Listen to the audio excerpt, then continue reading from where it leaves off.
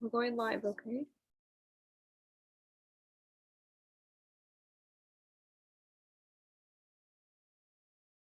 All right. Okay. Yeah, that's beautiful. That is definitely something I've been seeing. All right. Okay. Yeah, that's beautiful. That is definitely something I've been seeing. Oh wait, hold on. Yeah, that's beautiful. Yeah, that's beautiful. That is definitely something I've been seeing. Oh wait, oops, hold on. Can you hear me? There's definitely an echo.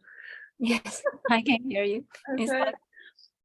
Yeah, good sent to you.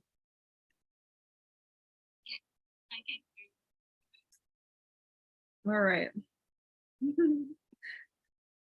All right, welcome everyone to Starseed Evolution channel. I'm Akasha Azurite, and this is our beautiful Daisy. And we're going to bring through a beautiful workshop for everyone.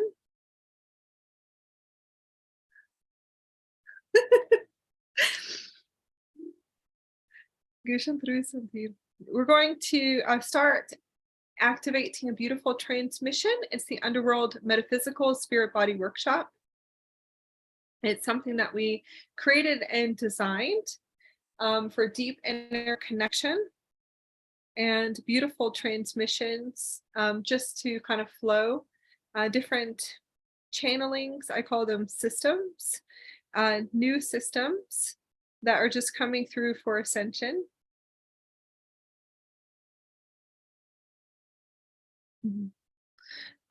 Daisy has beautiful sharings and a few poems that she's going to bring through.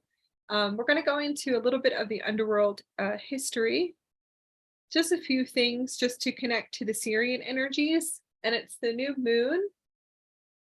And it's a beautiful new moon gateway. And it's also Father's Day too, as well.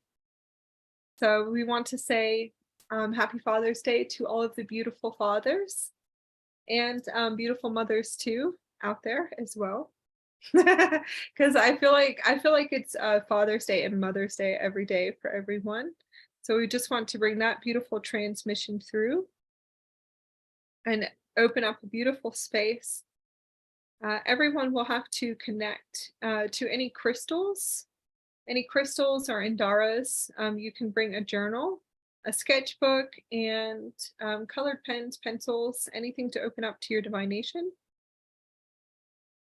We're definitely going to just kind of flow and just to bring through different energies into the space. So it's all frequency and energies. And then we're going to move into more deeper development of connecting to the spirit body. What we decided to bring through today is what we call cosmic mediumship, multidimensional mediumship, metaphysical training, spirit guides and past life guides and loved ones, and we'll teach you how to connect to them with different divination tools. So that will be crystals, different crystals and Indaras. I usually work with Indaras, but Daisy definitely connects to crystals. And then pendulums too is a beautiful tool as well. And I definitely will be bringing that energy into the space if we're supposed to. We're going to just kind of open up a beautiful space and just kind of sharing about spiritual bodies, embodiment. It could be a few hours or longer than that, but we don't have a time for anything. So this is just a workshop we created in order to assist everyone with a deeper integration of what we call frequency communication, is what everybody calls channeling on the planet. Cosmic mediumship, multidimensional masteries. We're going to teach you how to also develop a pillar of light before we go into the frequency communication with spirit guides, past life guides, and loved ones. So it's a beautiful new moon gateway and lots of high energies of ascension that are coming through in the space. Yeah, I'm saying hello to everyone. And we're streaming live. So we have a beautiful Tiana and beautiful Malfred. Galactic Earth Starship, Monique, White Buffalo Calf Woman, yes. So it's beautiful, definitely beautiful energies coming through. I'm very, very excited for these developments today. And I hope everyone's having a magical new moon.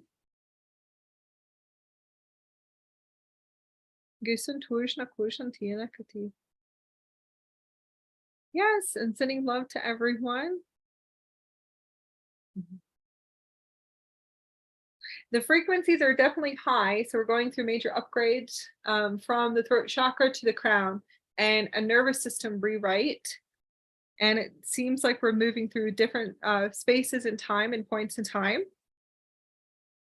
So I'm able to see different fixed points in time that are coming up for previous lifetimes to cleanse, to clear, to purify in the physical body. Awesome, beautiful experiences, major, massive expansions. And we also have solar storms coming through. So I'm also having full integrations, full body integrations with my higher selves, avatar selves from different time space continuums. But you have to kind of going into that energies real quick, Daisy. You do have to clear distortions and all distortions that are coming through.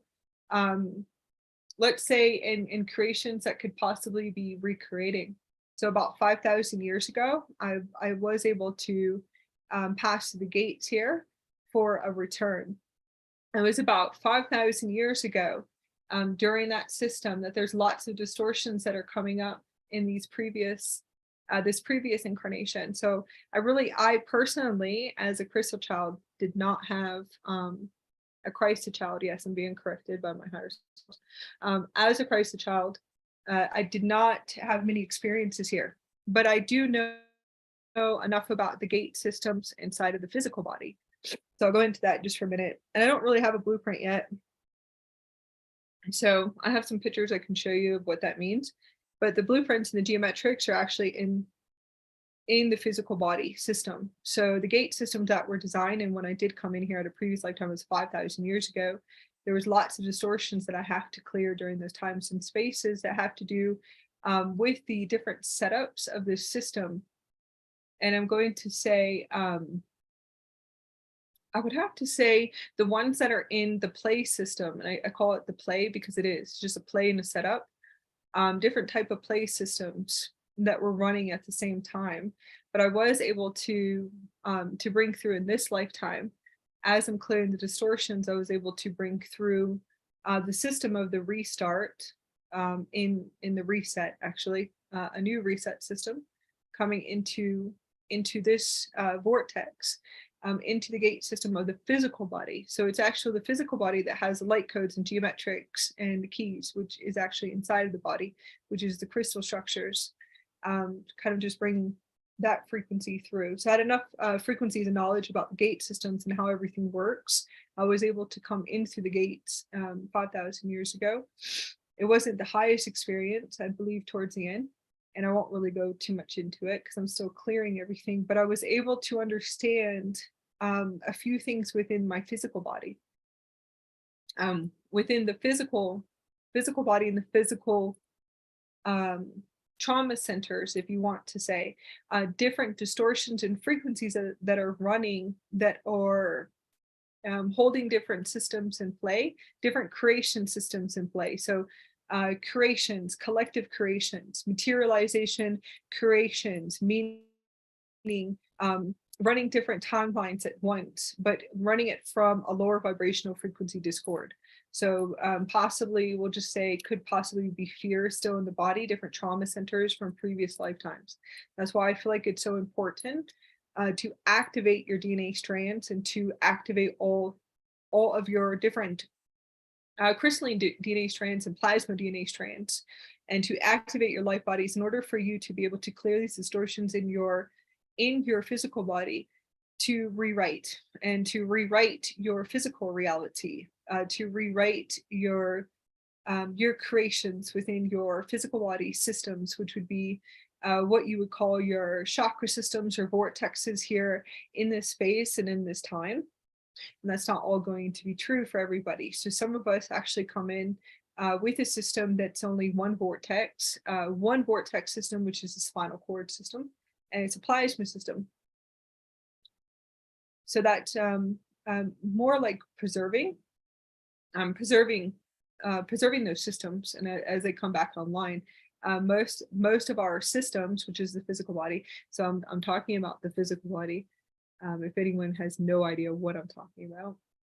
I'm talking about the physical body systems. It will go doormatted, and how it does go doormatted is as soon as we materialize the frequency and the holographic reality system of fear. So it's the fear system that starts to shut us down, what makes us doormatted. And that really is just set up here through the creation and the consciousness intelligence of the human species for about a few thousand years. It is about a few thousand years, kind of tuning into that system. So it really has to do with consciousness, more of the creation of this planet, what is created in the planet. So it's definitely different networks that are running. We call them shadow matrices, or fear matrices too as well. So as you're able to kind of activate your life bodies, activate your DNA strands. So let's just say 12 to wherever it is that you feel like your templates will go to. And these are different templates that are coming in. There's new systems, new root rate systems that do not have 12 strand. They have higher strand systems, higher plasma systems. And those are the new root races in the future, different seedings and the future timelines. Somewhat, and then there's some previous and different times and spaces. I'm just going to call them spaces, and those are what we call new root race templates, setup, crystalline, silica, plasma systems, different types of diamond energy matrix systems too as well. So different strand systems to these new angelic humans, new future humans, new races, and how everything is ever evolving. So always tune into your physical body to see what systems do you have running in your physical body. So that would be stargates, geometrics, and codes and light codes, as you're able to bring these fully online. It will look like a light grid, a blueprint. It could look like an etheric blueprint or a blue blueprint. So as you're able to access all of these systems, you would see 5,000 years ago, distortion is making me create these timelines that are running with all of these soul contracts. And soul contracts are going to be what we call lower vibrational contracts that have to play out in order for everyone to resolve those energies in the physical body. You don't really have to resolve them, and you never have to resolve them in the physical with them. You just have to resolve them in the blueprints inside of you. So it is extremely important for everyone to be able to connect to their spirit guides, which most likely will be your multidimensionals in your morphogenetic field, and also to connect to your previous lifetimes. Okay, so your previous lifetimes, which would be used, and you can connect to them through frequency communication. Frequency communication in the physical body. And as you're able to communicate to them, you will receive what you need to in order for you to clear the distortions in your physical body in this time and space. The next really cool thing that we're going to teach is you can also connect to your loved ones. Your loved ones will be your spirit guides and your sacred ancestors. Your ancestors, your most ancient ancestors, can be your spirit guide too as well. So I do feel like this is a beautiful connection just to open up this space. If you're able to connect and to see the distortions and the frequencies that are running, you would understand the creations in your reality today. If you can cleanse, clear, and purify the consciousness, and that's the consciousness system in the body, which is frequency and frequency systems and frequency system, kind of like decoding. So you'd be decoding and recoding. Opening up all of your vortexes, and that would be as you're cleansing and clearing your Akashic records. So everything in this teaching that we're going to bring through today, very simple techniques, is going to teach you how to tap into your Akashic records through metaphysical training and cosmic mediumship. I call it cosmic mediumship because this is obviously our starseed channel. So we're obviously cosmic. Multidimensional, we have more advanced abilities. So I will be using different words. I do not transmit words of the clairs, okay? Just never resonated with me. I just, when I was activated in 2000, pretty much 2011, 2010, when I was activated during those systems, as I started to come fully online, I used the word telepathy and not the clairs. So I'm just going to stick to what I know. Whatever resonates with you, resonates with you. It's your journey and your sacred journey. So whatever you feel like will resonate, just take what resonates with you and kind of just open up to quantum existence and multidimensional reality existence. And I hope that you guys enjoy this workshop and what comes through too as well. There's different openings and activations. So mine, for me, is what you would call near-death experiences. So I experienced a few of them, I think about 4, in this, yeah, that's fine, move that frequency out. In this frequency, holographic hologram is what you call the planet, okay? So we call it the frequency system, and it is a frequency system because it's a holographic reality. So you're just a frequency, a vibrational frequency and energy. So nothing is solid here in this physical realm, but to everybody else it is. So it's physical and it's solid. As you're able to activate your higher strange, your light body, you'll be able to see energies and vibrations and plasma systems and star particles and all kinds of cool stuff. So a few times for me, I think I had about 4 experiences, is what you call near-death experiences in different times. One of them I didn't even realize that it was, but it's okay. Doesn't really matter. Each time there was a good integration of a higher self, because the higher self is saying, there's no way that I'm going to allow you off this planet because of your mission. Okay, so that has to do with the blueprints and the structures that are set up here. And that's the reason why I had to go into what you call near-death experiences, which is not really near the death experience because there is no death. I had to have the full embodiment of different forms of what I call teleportation. Some of them will call them translocation, but I'm going to say teleportation, where you're able to teleport out of the vortex, and you are able to teleport out of your eyes, and you can teleport also out of the pineal gland structures, but it's not really the pineal gland, it's a stargate that is located above. And that's how we're able to come in and out of the body.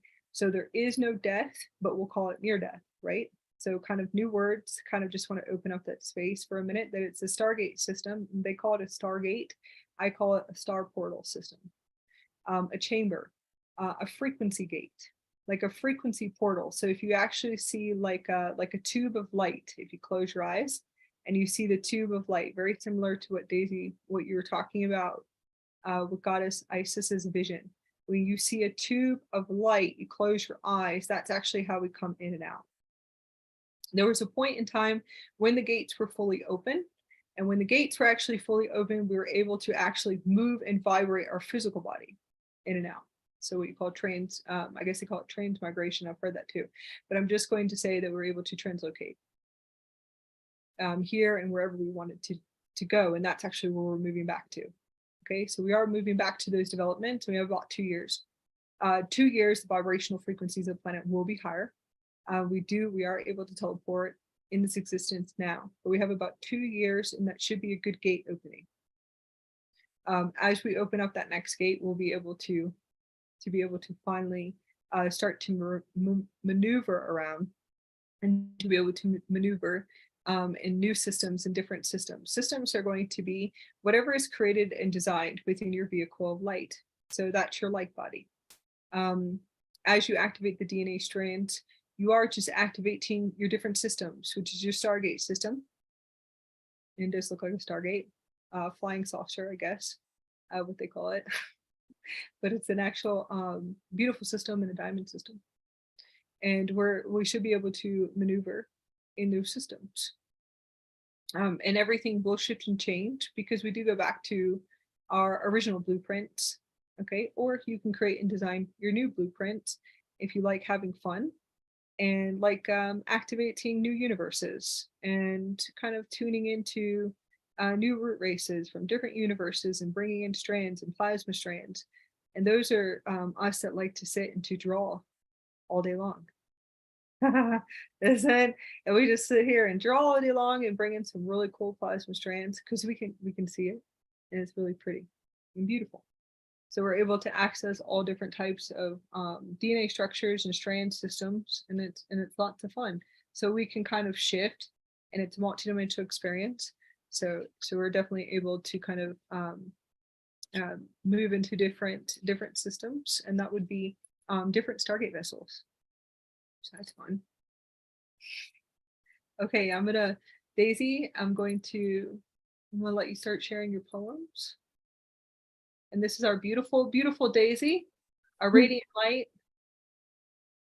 Thank you. Thank you so much. Definitely my radiant light, and my beautiful soul family. So very connected to. So thank you so much for being my light in contracts that were created and designed for me to complete the reset on this planet. So thank you. Thank you so much, Akasha. I'm so honored to be here. So beautiful what you share. I actually want to share my learning also as you're talking about the tube of light. It actually took me a while to understand the journey of death and rebirth. And I felt like when we complete, kind of like when we come on Earth first, we have a download through the tube of light, which also similar as Shoshuna, our Shoshuna channel. And within the Shoshuna, there's all the database of what's the mission. We're here to anchor on Earth. And if we kind of like accomplish it early, and then we will go through the death and birth cycle. I actually experienced a few times, and in dream also show me, it's almost like once I complete the mission that I already set up for Earth, and then there will be a new death and birth come through, and then new tube of light come in. It actually very interesting. The first one I saw was like a torch that I can turn on, and then once the light on, and I can see what's the blueprints. It looked like a big blue whale, and I was like, okay, I'm gonna be anchoring this vibration for the next mission. And a couple nights ago, I saw that giant, really long blue tube of light through the Divine Mother Isis, and she's showing me how it come down on Earth, just like the same way how the pyramid, like Giza pyramid, is aligned with Sirius B, and how the light just coming in and then just penetrates through the tip of the pyramid and penetrates through like perpendicularly on Earth. And I realized that's the same way how we anchor our blueprint on Earth and getting all the download and software. So I thought that was, very resonating with what you share. Thank you so much. And about this journey of death and rebirth, my initiation was actually through my grandmother, who passed away many, many years ago. I wasn't there with her, and I only find out a year later. So there was a long journey of mourning and feeling into this deep pain that I wasn't able to be there with her. But through that inner seeking, want to connect with her, I find out it's very easy to connect. I just close my eyes and my heart just open instantly. And I feel like she's always with me. And she kind of like showed me her own ascension journey and phases, and showing me how can I connect with my own inner path. And because every soul that we all come here with a unique blueprint and unique initiative journey and intention. So learning how to go inward and seeking that intention that brought the very intention that brought me reincarnated on Earth. And it's a very rewarding journey. And I just feel very grateful. And I'm very grateful that we have this gathering to share this inner journey. So Thank you so much. Yes, and the beautiful pillar of light, just beautiful energies that are coming through. There's also the Albion, new Albion systems that are coming online. And I'm having so many different types of Templar activations, really beautiful Templar activations. And I have been able to work with the Hethars, but they are gold crystal pillar Hethars, really beautiful transmissions and how to bring through our pillar of light. And I will bring through at least the 4 pillars today for everyone. It's just it's so magical to see all of these beautiful bubbles. So I'm seeing just huge statues of Hethar in a parallel universe, and they're gold, and they're transmitting all of the higher harmonic universes, but all new plasma systems, all new higher harmonic universes. So harmonic universe 6, 7, I think 11 and 8 is another one that was given to me. So it's really beautiful. And how they set up is that you can connect, you activate them with inside of you, these beautiful Hethar pillars, and they're huge. They're massive, massive Hethar pillars, which is, it looks like goddess Hethar in the temples of Egypt, but they're gold and they transmit gold light, but there's all these beautiful aurora bubbles. So these aurora light bubbles with gold and plasma frequencies, and then they have solar rainbow bubbles too. And I've seen the blue ones, but these are all new beautiful bubbles, just like radiant plasma metallic bubbles that are coming through these different systems, and lots of neon cosmic rays, aurora rays, just beautiful rays from higher harmonic universes. And it really looks like the Hethar temples are like, the Hethar statues are bubbles, like bubble machines or something. So it's like, it's a beautiful experience just to sit and to be able to sit and to see it. So I can actually see it, and I close my eyes and I can see all of these beautiful beautiful transmissions of the crystalline diamond energy matrix. And the way that they show it to me is that you are like, let's say we'll work with the 5 pillars today, the 5 crystal Hethar pillars, that you are the 5th pillar. So you sit in the middle, but they come through your higher heart chakra, and they are like generators, beautiful new light technology generators that we can connect to bring in our higher light, our frequency, which is the Stargate system that you were talking about, that pillar, that beautiful pillar of light, kind of like that vision that goddess Isis gave you with the pyramid structure, the pyramids in the physical body. And we do also have the crystal pyramids, beautiful crystal pyramids that are here on the planet, that are inside of our physical body.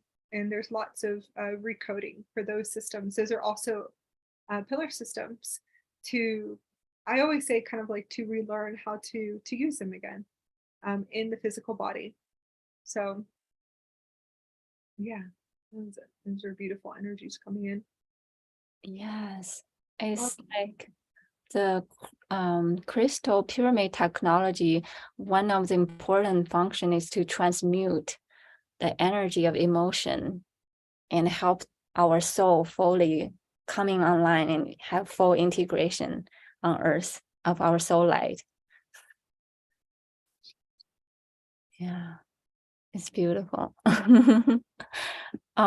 It's actually all your beautiful transmission got me thinking about, is it okay I read my second poem first? The rebirth. Yeah, let's do it. Let's do your first poem. Oh, the first one or the second one? Which one? The second one. We'll do the second one first. Okay, so this concept is kind of like coming to me one morning, and because throughout my lifetime, I have a hard time to fully like integrate with my emotional body, which is like my physical earthly body, and learning how to fully accept myself as a sensual being, and how to integrate my own sensuality and sexuality. And I just woke up one morning, I was told that I am omno. And then I tuning into the word, and like om, like om, means like that source sound that gave birth to the whole entire universe, gave birth to all light, all vibration. And that om of infinity, and it's the very place that gave birth to the light of my soul. And then when I realized monogamy means that I am committed and I am married to that source light that's birthing me. And so as I'm writing down this word omno, and suddenly this is a poem that channeled through. Akasha, is there some way I can also share the screen if possible? Give me 1 second. Uh-huh. Let me make you a host. Uh-huh. Oh, wait, hold on. Okay. Okay, so I was thinking of sharing this picture because when you're talking about the fifth pillar and also the light, how beautiful this birthing portal, like it's like through all the years of the work with my dark night of the soul, and finally, like through this birthing portal, I am seeing full-on spectrum of my own light, which is the source where gave birth to that very light of myself. So this is my poem.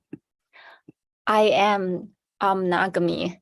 I am primarily committed to the marriage with myself, myself's own unique inner and multidimensional soul identity, my own unique collective spiritual soul lineage, the part of me that makes me who I am, the part of me that carries on through all ups and downs on earth, the part of me that no matter how many times I fall, how many ways and mistakes that I create, will always be able to catch myself up and carrying me forward and onward. The part of me that complete my heart, complete my soul, the ultimate completion and wholesomeness that makes me whole and home, inside and out. The part that even during the darkest night of my soul, always remember how to find the light within. Remember my initial commitment and intention to my own soul purpose on earth. The very purpose that brought me to this reincarnation on earth, to learn, to explore, to taste, to love, to experience life in its entirety and totality, to taste all spectrums of life, flavors, textures, inside and out, to touch the sparkling, prismatic dancing light of my soul and realize this very true meaning of God. Merge inside this very living, beating, breathing, pulsating, and visceral experience of God within the ordinary mundane sense of the self, marrying me to this God that gives me the sense of livelihood, the sense of God that gives me my very first breath on earth, and that ultimately carrying me onward onto the place of eternity after life. The sense of God that I call it my multifaceted experience, the dancing beauty, kaleidoscope of life on earth, marrying me to this sense of God in me, and I shall have no other needs or desires on earth, that I can die each moment, each day, knowing with a certainty in my heart that I am complete, and there is no regret left on earth. That was absolutely magical. Thank you so much. That was so beautiful. Thank you so much.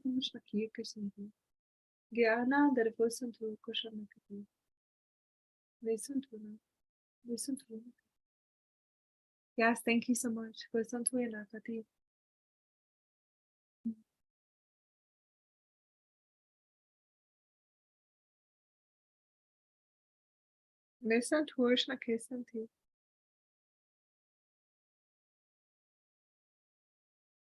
That was absolutely magical.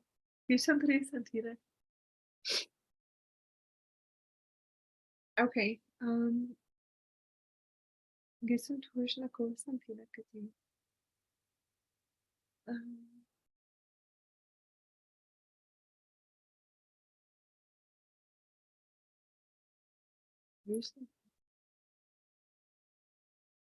Daisy, where'd you go? I'm still You're okay. Let's read your first poem. okay. So the first one is more like when I'm still learning about death portal and understanding death. Yeah, so there's a lot more inner processing that I'm going through. Yeah, and this rebirth is kind of like my completion that oh, I finally graduated. That sense of completion and joy. I'm just so happy to be able to share that. Yes, I would love for you, let's share your first poem, and then let's go into a little bit about a little bit about the history of the underworld, the transmission about Osiris, and we'll start connecting. Let's connect into the Osiris energies. And then also I would love for you to share a little bit of wisdom about Buddha too as well. Different Tibetan systems. Yes. So do you want me to read the poem first, or do you want me to talk about those lineages first? Let's do the poem. Let's see your beautiful poem first. Okay, thank you. Let me share that poem. Death, an initiatory pathway. Oftentimes, death is deemed to be a dense veil of compounded disbeliefs, or guarded series of cultural taboos, like a dark black airtight steel wall, behind which one could easily hide and push away all the deepest fears, doubts, worries, worst nightmares, and all the unseen aspects of the self. When dense negative emotions creeping into the crevices of my consciousness, I see two choices in front of me: freeze or work a pathway out. Through time, I learned that very concept of death could be my own initiatory gateway. It is up to me to decide how to break through it, keep backing down in front of it, or simply surrender myself, like divine grace and light shining through that seemingly blocked void of inner portal.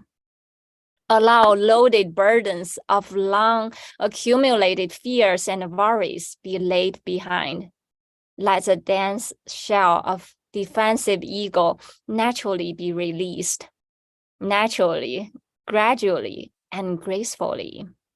Letting my long neglected inner cauldron of unknown mystical powers finally be revealed, so that I can finally grasp hold of my own intrinsic gift and truly start to treasure who I really am and why I am here to begin with. Death is not a punctuation mark of an ending, but a mysterious ongoing bridge that enabling me to touch the unknown sky horizon. It reveals me in dreams as a fair white ray angel who helps me mending detached flower petals of an injured, sorrowful heart. She taught me how to patch up my fragmented, missing wing feathers together, how to reclaim all the lost soul pieces back home again. Slowly, through the healing grace of time, she guided me how to transition onto the path of ascension. Death is a gentle spiritual mentor who heralds the transmission and transmutation of a soulful journey. She is the one who tenderly and patiently assists a wounded soul take on a comforting walk. Through layers of initiatory attunement, my core being of soul essence can finally be awakened to the very path of inner learning. Learning how to align my life's purpose with my predestined blueprint on Earth. How to navigate through myriad gates of multiple lifetime reincarnation. How to traverse tumultuous ocean of this earthly path. Eventually, onto the multidimensional transcendental place. It is an initiation and continuation of another kind of transitory journey, a continuation of spiritual awakening and soulful ascension. Death is a riverbank that one can smoothly, gracefully amble along, just as easy as meandering through the thin veil of a dream world.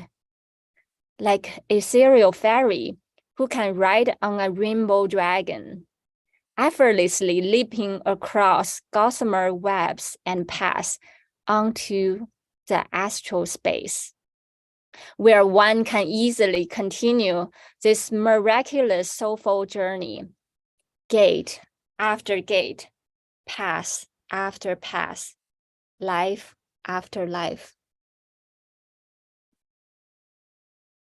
Thank you. That's so beautiful.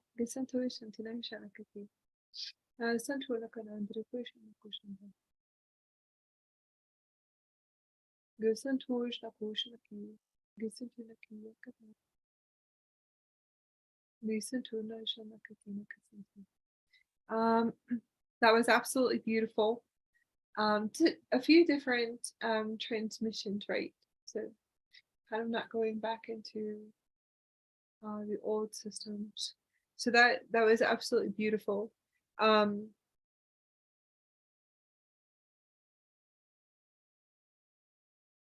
Is that right now?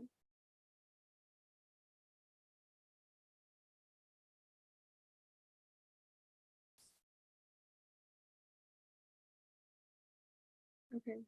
I'm sorry. I was kind of tuning into, just gotta kind of keep it just a few frequencies higher is what, sorry. This I'm tuning into the universal soul, tuning into your beautiful poem, the internal soul. The essence of the soul is eternal, so we call it a soul here, and that is the human intelligence. They call it a soul, and it's a frequency, beautiful frequency network, a frequency system. Now there's all different types of what I call blueprints and different universal structures. So just kind of tuning into the energies. So I will have to say different extraterrestrial beliefs. And those are, I feel like it's just beliefs. When you're able to tune into the collective grid coming in here. So belief systems, extraterrestrials coming in and out of the body. And that's okay, right? Because you have to kind of tune in into open up and to expand that the frequency that we are. So if you just see rainbow light frequency, different types of rainbow technology, what we call advanced beings. So the advanced being, the advanced light being. Okay. Hopefully I'm trying to kind of see if we can kind of stretch the consciousness. That frequencies of source, the embodiment of source. So different advanced beings, you can say extraterrestrial, but extraterrestrial and alien, and the word alien is what is unknown. So unknown to the human intelligence. Okay, so kind of opening up new vortexes as the planet is raising its vibrational frequency. The gate system was for what we call the angelic humans, and that's us too. Different angelic human races and hybrid races. So we'll open up there for a minute. There's different frequencies, blueprints. We'll just go to blueprints, that's fine. Blueprints and tablets. Frequency currents that come through when you have the embodiment of source and the full embodiment of source. Source is what you call the creator of the system, creator of all. Okay, so source consciousness creation. Yeah, that's fine. Okay, so that's interesting too. Kind of expanding for a minute. So the angelic humans were given free will, right? Okay, so that's an interesting blueprint. That's another blueprint. So those are all different blueprints and structures, and it will look like different building blocks. When you are just the full embodiment of source, source will kind of show you the creation system that was designed through us and different intelligence and different species on this planet. But we'll go a little bit, expand a little bit higher. So let's say just this universal structure, what we know of this universe. So we'll expand just for a little bit and be able to expand. And as we're expanding, I see yellow neon light. So yellow neon plasma light. So we're definitely expanding in harmonic universe 3. So universes are that's okay. Different constructs, structures and blueprints that are designed in the physical body. So as we're talking one day, you'll be able to see light and just light transmission. So I see yellow. So we're bringing this through the third harmonic universe. As I'm transmitting, because we're just light. So meaning we can create, and we're powerful creators. We're able to create anything that we want to through frequency of consciousness of source, frequency, and I'm just going to say frequency of the universal energies that is inside of the physical body, which means we can pretty much create any type of whatever we want. So we can create universes and planets, and you can create universes, planets. We can create different types of structures. We can create what you would call new light technologies. We can create like engineers, cosmic engineers, structures, buildings. We could create the pyramids, different types of pyramids, crystal pyramids if we wanted to. We're able to create anything, and we can. So it's the creation system is where, I guess they could call it free will, but it's fine. The creation system is how we're able to materialize through the gate systems, which is what you call the physical body, but it's actually frequency. And it's just like a frequency transmission and just kind of opening up that gate system.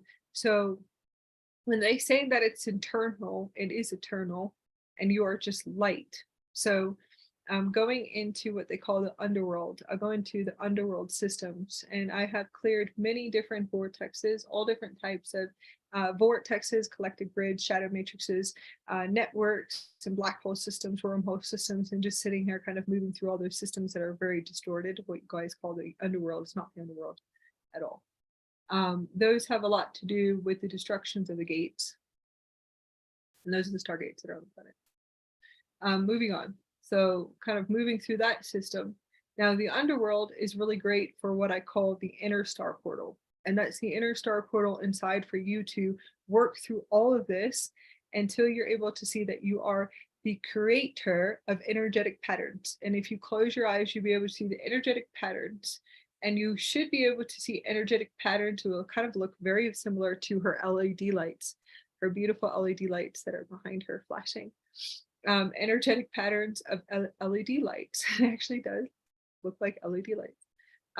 As you're able to see those pattern systems, you will be able to create new blueprints, open up new technologies in your physical body in order for you to remember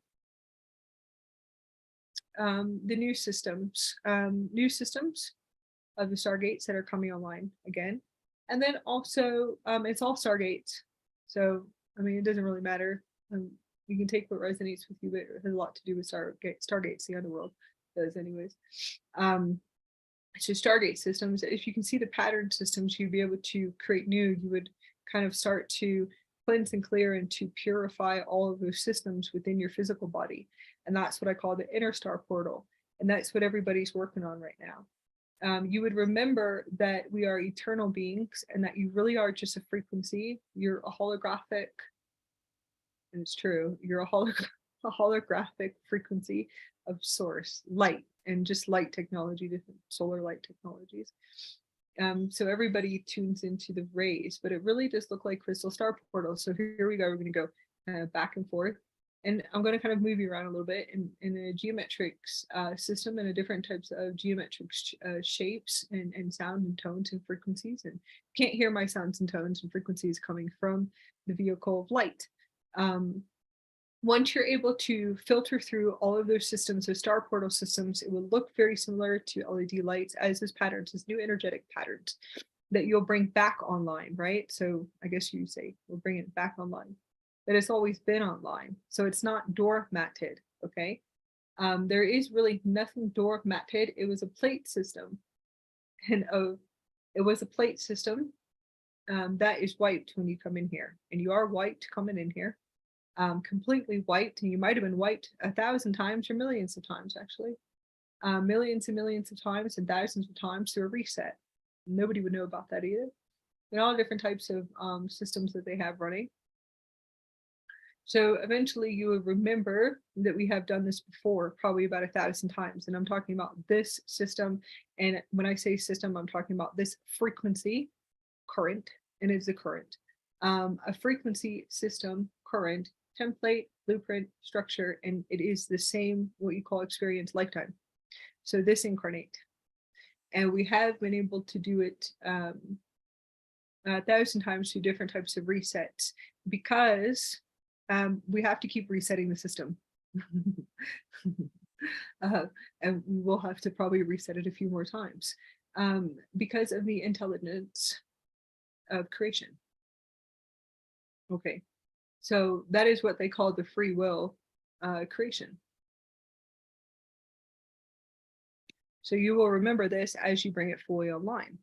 And as you bring it fully online, you'll understand your soul agreements coming in here. Everything will start to shift and change as you're able to go back to what they call the original blueprints or the original structures or whatever systems of beliefs, because it is beliefs if you actually tune into it. It has chords and strands and all kinds of different patterns, and they are sound tone patterns when you tune into it. So your plates are pretty much white coming in here too as well. And eventually, as you're able to work through what you call the underworld, the inner portals inside of you, you'll remember the soul agreement, kind of will start to remember your original pattern system. So you would eventually just remember that it's a gate system you come in and out of, somewhat and not really. So I'm going to say somewhat and not really, because there is ones that vibrate higher that are angelic hybrid humanoids, and they actually can vibrate very high. As the frequency current and the vibrational frequencies of the planet raise higher, we'll be able to come in and out again. So that's where they talk about the higher earth, the different higher earth systems that are designed.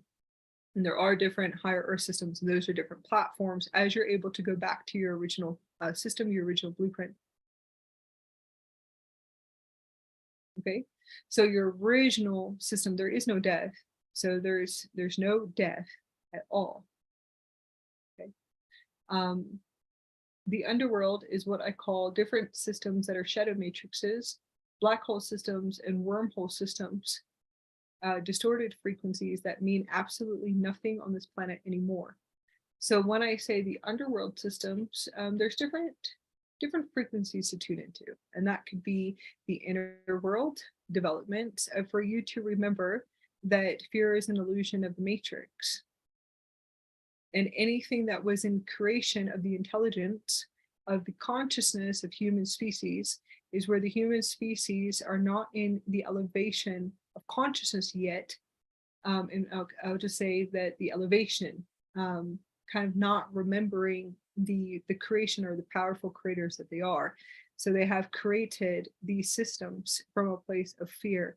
It seems as if there will have to be many different deconstructions and dismantling and deactivating more systems, because it seems like everyone is still pointing the finger out there.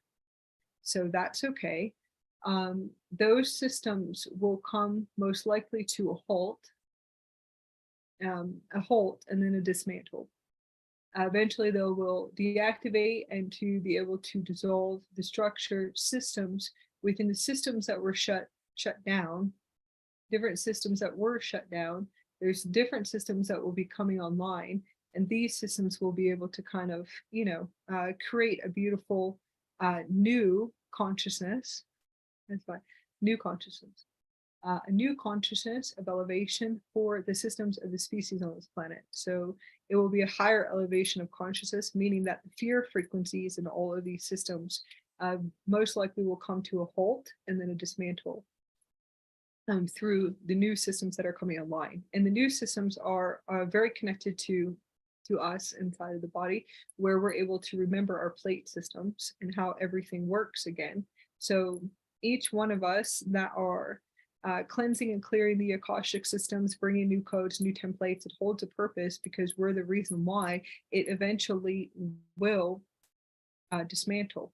Those systems will start to dismantle, and then we'll be able to bring the consciousness of the star particle plasma systems, and there's all different types of plasma systems, fully right back online again. So the expansion of the intelligence, of the human intelligence, will be able to kind of expand. They not keep recreating the same creations and timelines, and that's a big system too. And different types of source transmitters. So kind of moving into that geometrics, the internal soul and the soul agreement, you can come in here very fast and have a graduation. The graduation means you come in fast and you leave as fast as you come in. Okay, so, and that's where they call death, right? But there is no death. So the soul agreement comes in to anchor in a starlight. So a light, a star, and that each one of us, all species, and that's all species, dimensional species. I'm not going to separate those species. All galactic intelligence on this planet sees something really beautiful coming in, and something really beautiful when they're able to excel outwards. Okay, so coming in and departure. That's it too. So what we call graduation, most likely the graduation is that they came into the system as a star, as a beautiful plasma star, and it is a star system. It's like an explosion of light, and we don't remember this either. So we'll go back into the creational portals. As you're able to return back to the fifth dimensional blueprints, you start to remember your plate systems, or the 7D or even the 12D. Let's say that you have been able to go back to a 12D system and you're moving there really fast, activating all of your light bodies, and it's already here. So there's ones that definitely have went to those systems, but they have no beliefs, no attachments. They're like in a 0-point system. So they really do hold the groundworks and the gate systems for what we're trying to create that is new, is absolutely beautiful. But imagine if they start having children, right? And that's the beautiful part about it, is when they start to have their beautiful children that will be galactic beings, obviously, because you're going back to the system that you don't remember anymore. And they start to bring through those transmissions to be able to share the experience of creation creating this beautiful divine star being, this solar child.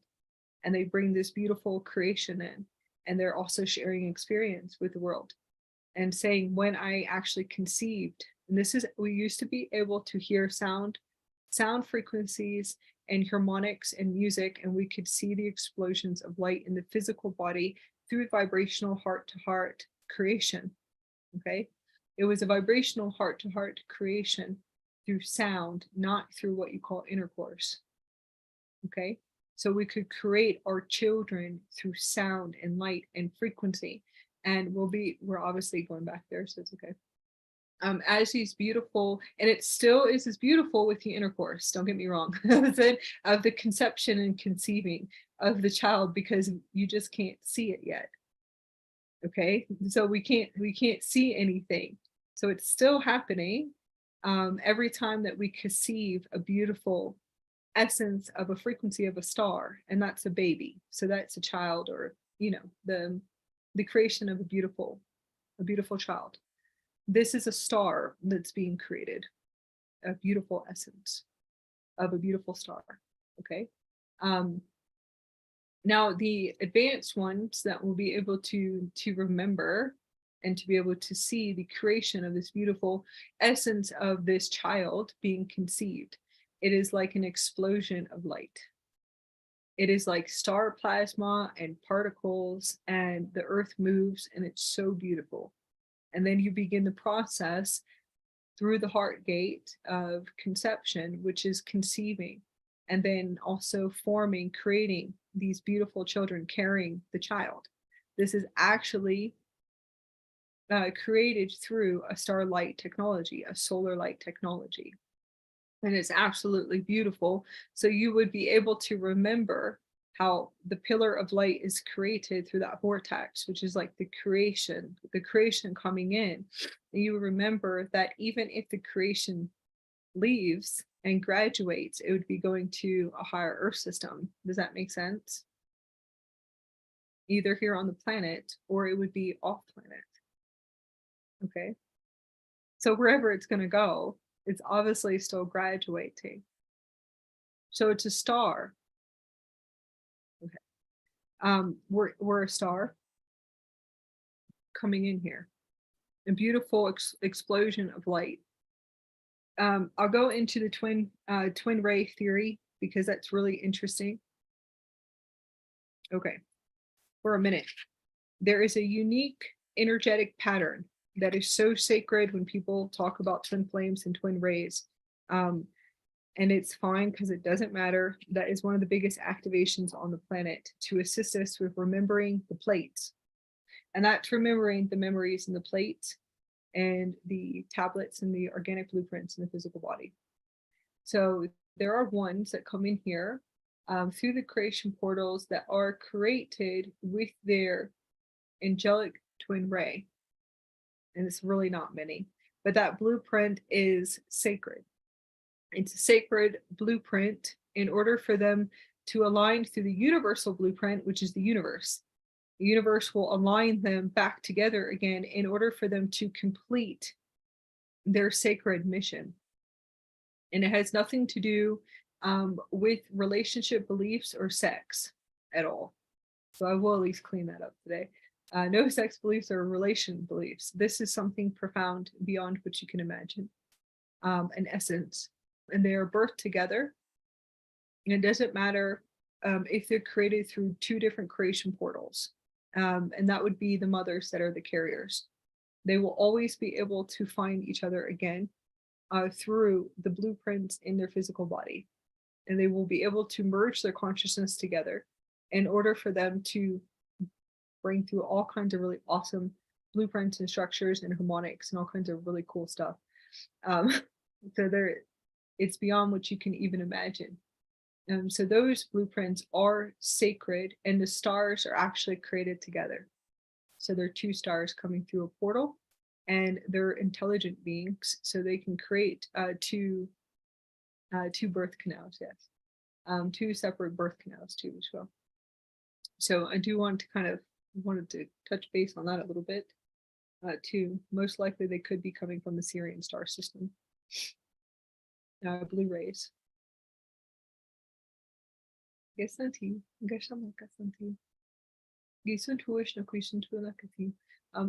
up that system in itself. So going into the awesome remembrance of the underworld and kind of tuning into all of these beautiful systems. What has to be expanded enough is that everything that has to do with the underworld is a creation of human intelligence that you can deactivate and you can dismantle very fast in order for you to unlock all the wonders and also all of the wisdom of these systems. Once you work through the black hole systems and the wormhole systems, and that's all fear. So anything that has to do with fear and creation is the human intelligence, very easy. You can just deactivate and dismantle it, and then you'll be able to restore your wisdom back. So you actually know that everything to me is just a smoke screen. So you won't be able to kind of connect into, tap into your stargates, your actual stargates in your body. And that's really how everything was created. And then somehow I think it got turned into somehow these stories, all these stories about the underworld. Very interesting. Interesting in itself.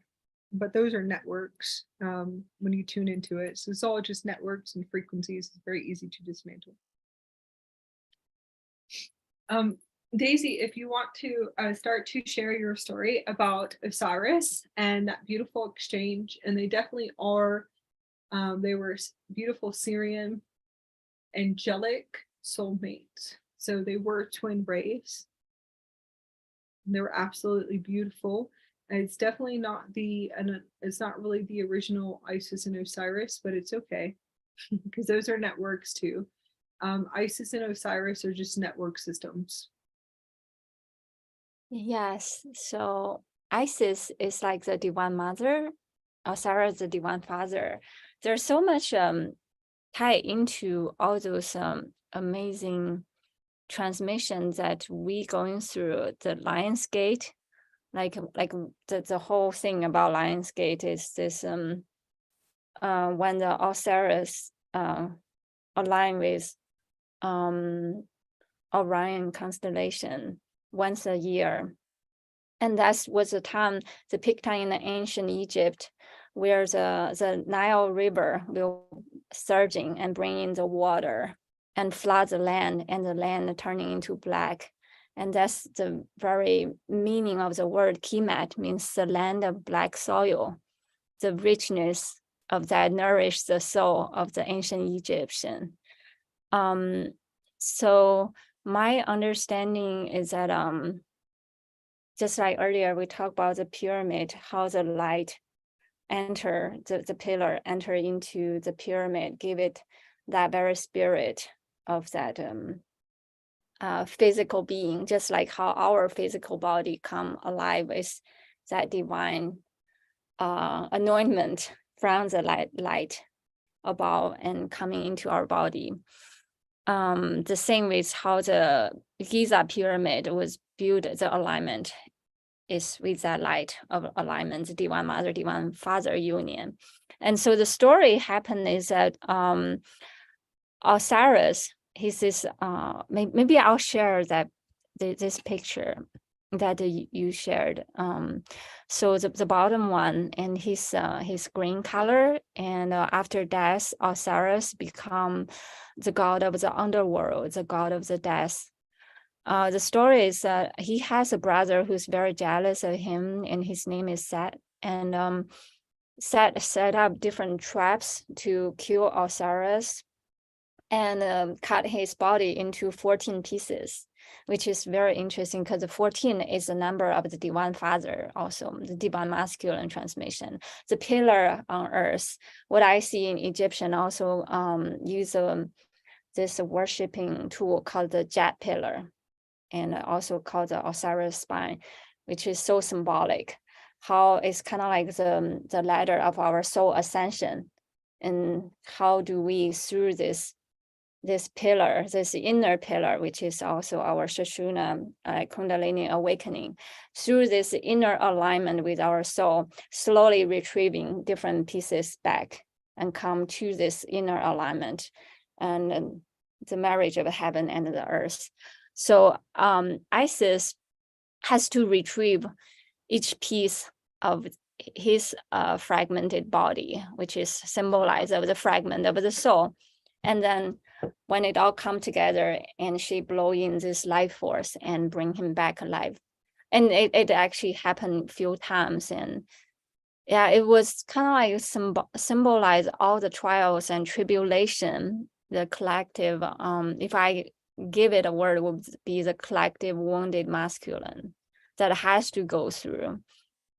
And in order to fully reveal the divine light and the, how to say, it's just kind of like when I talk about it, just bringing so much emotion, feeling, and compassion, deep compassion for all the masculine that ever show up in my life, and showing me and what is the true meaning, and to be a divine father or divine masculine on earth, just like my father showed me, and in his own silent way, and being the pillar on earth. So to me, this is the very meaning of the Jade pillar, and also the divine father, as in the story of Osiris. So compare with Osiris, in Chinese Buddhism, Tibetan Buddhism, there's a concept called the Buddha of the earth. Another translation is an earthly treasure, or it's so interesting, even though he's depicted as masculine, but there's another layer's meaning as the earthly womb. So through this inner wounded masculine journey, it take on the mission of all the fragmented soul on earth. So when he come on earth, his intention is that I will travel through 18 layers of hell in order to save all the fragmented soul on earth. So he said, I will not ascend until every single piece of lost soul are ascended. So this is the intention of this earthly Buddha, or the earthly treasure, another translation of him. And when I feel his energy, it just say, even though it seems like very fragmented, just like Osiris, like all fragmented, wounded, and tattered soul, but it just come together and gather all those beautiful souls on earth and all the uniqueness. And even though a lot of those lost souls are all fragmented, but when it come together, all the unique beauty and dancing beauty, just like what earlier you mentioned about the metallic colors and the sparkling neon light of the richness of the earth. And just like the concept of Kemet in Egyptian, it just within this rich soil of the dark black soil, it's enfolded like millions of folds of rich history and story and blessings from all our collective ancestors. And just feel so much deep gratitude when I connect with their vibration and transmission. Thank you. Oh, go ahead, Akasha. No, you can keep going. Okay, so and then this one on the top left is a medicine Buddha, and what I'm seeing him is another name that when his transmission coming in this full on blue color, is this feeling of the Buddha or the Bodhisattva of Azurite lineage. Azurite lineage, just I feel like all of the healers on earth, or that we have a heart knowing that we know we are healers, and it's like we are the wounded healer. Through our own inner healing, we heal every single sentient soul that come in our path. Just through this dedication and patience with our own inner healing, we heal the land, we heal the soul, we heal all nature beings come in our path. So this is how I felt of the Azurite lineage, even though at going through so much trials and suffering, but within the suffering path, it reveals the ultimate like divine light of our very meaning and existence on earth. And with the medicine Buddha, it comes in this feeling of sense of healing, just within this inner knowing that it's almost like with a prayer, we can turn anything into medicine. The water we drink, the air we breathe through, and the food, nutrition we touch. And sometimes even just this intention of healing, compassion itself, by holding this healing container, it heals. And that's kind of like the vibration of the Azurite lineage. It's truly remarkable and beautiful through this healing light. And also it's what I felt like very aligned with that healing wisdom from Sirius B, where all of our healing lineage downloads are coming from. Ancient Egyptian, ancient Chinese, Ayurvedic medicine in India, and ancient Mayan medicine. All of those ancient healing lineages and all the lineage and download from the Blue Star and Sirius B, and just truly beautiful and remarkable. And I just want to touch one more. It's Anubis. Anubis is actually kind of new to me, and to me, I'll just share whatever I feel like resonate. And first is this dog being, and which is also tied into the Sirius, which is the dog star, kind of like this healing light and this portal. How do we transcend from the wisdom of the dead? And then Anubis is that deity and who kind of like guarding this death portal and helping all the fragmented soul like journeying through that death portal and slowly collecting and bring all the soul pieces together into the wholeness and homeness, that sense of home and whole inside. And as we can see, Anubis, and he's also black. So there's so much mythology tied into that black richness and inner mysteries, the cosmic womb that enrich every single piece of our soul. Every inch of our skin just feel nourished and inside and out through that death portal.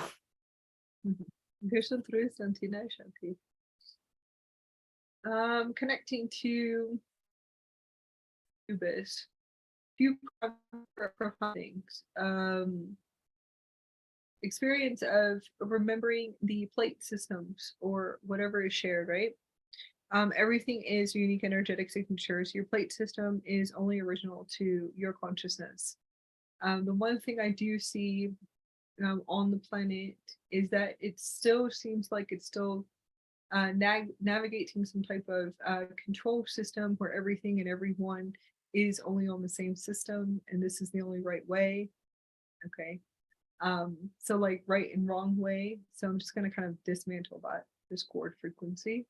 Kind of moving into the transmissions that everything inside of your body is a different geometrics and blueprints. Your plates are only sacred to your system, which is you, I guess, your own blueprints. Opening up, kind of moving through what I call artificial intelligence, holographic hologram systems within the dimensional grids. You can call it dimensions, but it's networks that are running.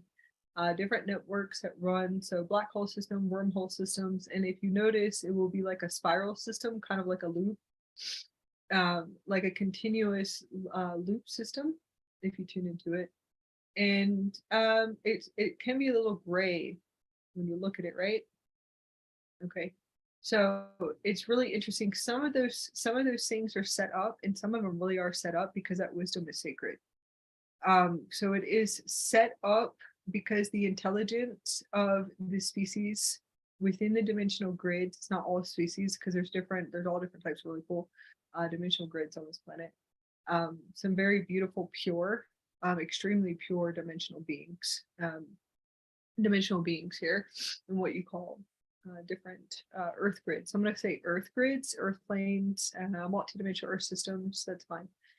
Okay. there's a certain intelligence, something that is set up, and that's perfect because it should be, because of abuse of power.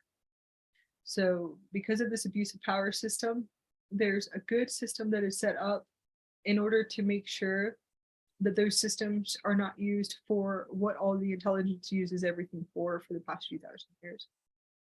Yeah, that's fine, almost 5,000 years.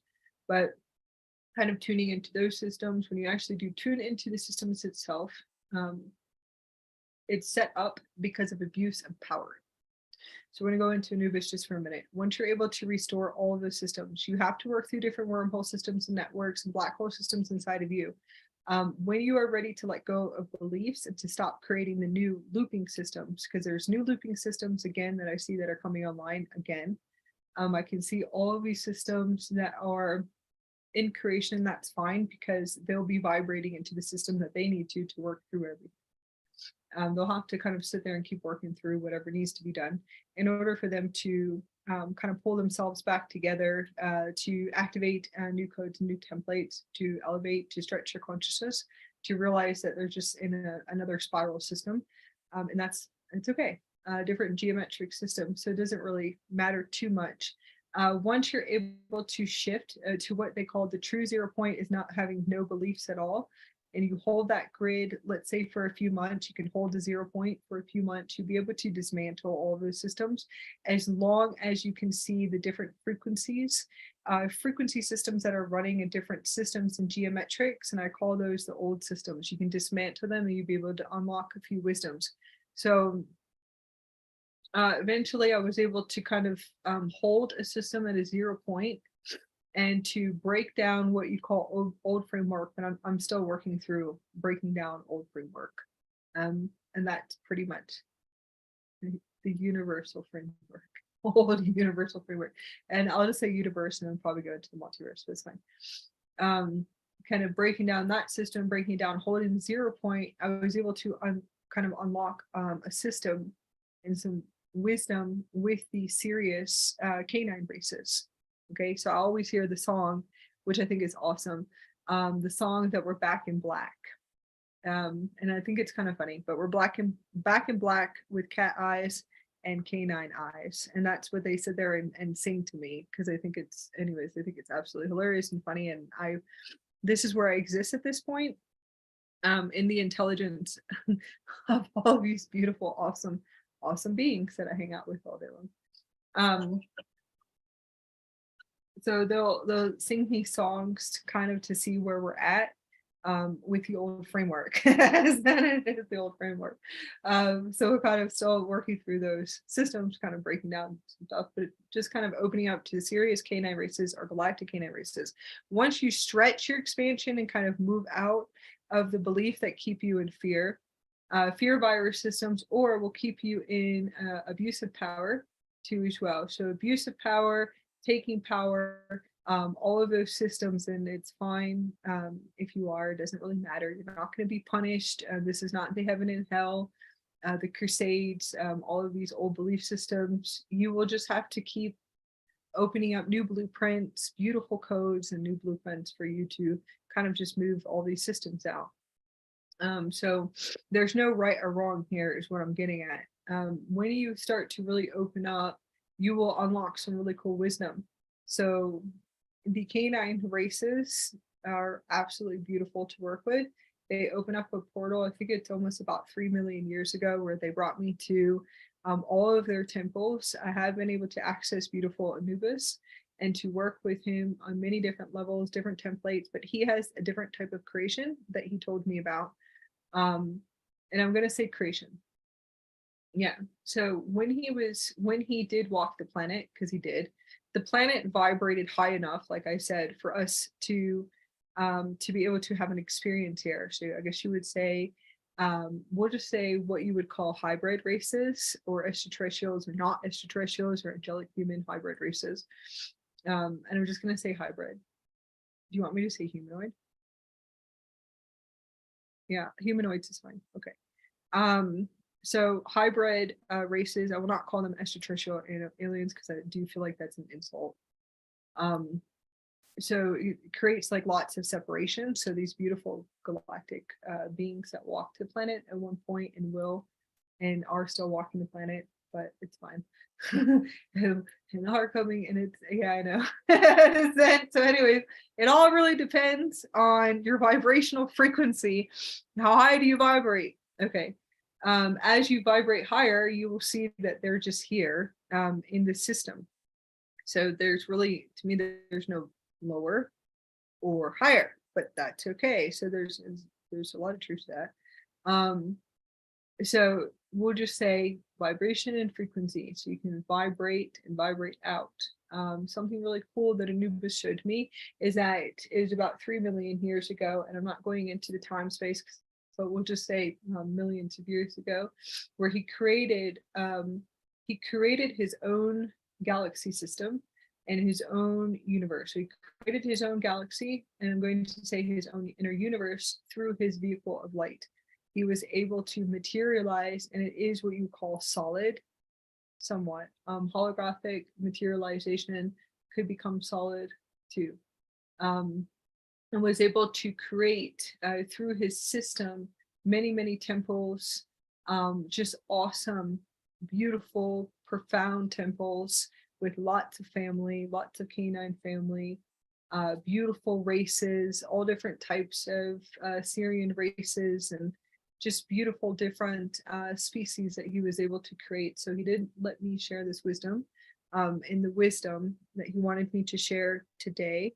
He also holds much wisdom as what I call a gatekeeper. He's more of a gatekeeper for purity consciousness. And when I say he's a gatekeeper, it's purity consciousness, meaning that the gatekeeper will not allow anything through those gates that is not in a pure consciousness. Frequency, intelligence, thank you. Pure consciousness, intelligence. Okay. So the light of the feather, we always sit and laugh about because you're light as a feather, right?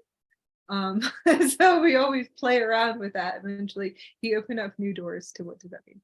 And that really has to do with the reversal spin systems of clearing the impurities in the physical body, and to restore the crystalline physical body. And it is so physical ascension or outer body extension. And the other assistant is what you call soul retrieval or fractals. And okay, that's fine. Kind of restoring those systems is like the soul fragment pieces to get all your body parts and your soul fragment pieces. They call them body parts, soul fragment pieces and body parts and all parts of you back across all time and space and all spaces and time. And he's really cool for those initiations to assist you too. Now he is considered a network, and I know about that too. But once you decide you're going to step out of fear, then you could have a beautiful opportunity to remember the galactic canine races and to have the shared experiences in the temples with them. And they're beautiful gold temples, and they're just absolutely beautiful beings. They look very similar to Anubis, but when I do see him, I see him in gold. I'm able to see different canine races in gold, and they have all different types of white and spot patterns, and black, more black, blue, ray, and green. They're just absolutely beautiful to me.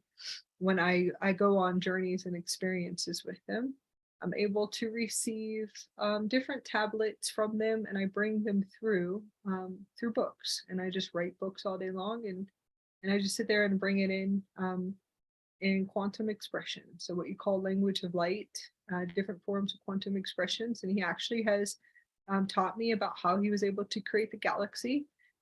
He was able to just kind of create everything through with inside of his Stargate, and that's his vehicle of light. So that was a beautiful experience. As far as the underworld, he calls it the inner star portal world. It will assist you with cleansing and clearing the divine masculine distortions, divine feminine distortions. There's also divine children. There's many different distortions that you can deprogram, but really it's returning to the God self and to the God DNA, which is restoring your plates, like your memories, to regain your memories back. restoring to purity, nothing does pass through those gates. And not pass through those gates if you hold a discord frequency of impurities, and it's not, and it really has to be held that way, because passing through those gates, we can't be fighting and battling, and you can't have war and battle, narcissism, and all these other types of mentalities and unconscious mentalities, which is more frequency patterns. Everyone has their own names for them, but I'm going to say unconscious programs. Just doesn't pass through the gate system. So he's more of a gatekeeper, and they're more of a gatekeeper when I tune into him.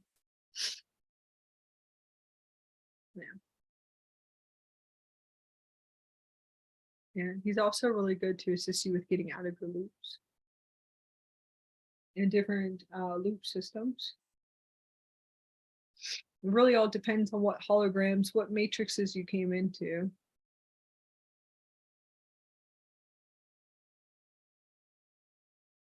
Okay. Okay, Daisy. It's getting pretty plasma-y over here. I'm starting to fill up with plasma. Plasma and diamond mist. I'm starting to become pasty. A pasty plasma system and lots of plasma balls running around. Orange plasma, green plasma, purple plasma, diamond plasma, yellow plasma, plasma coming out is of my hands, my feet, my spine, plasma coming out of my spine. It kind of looks like little plasma puffballs.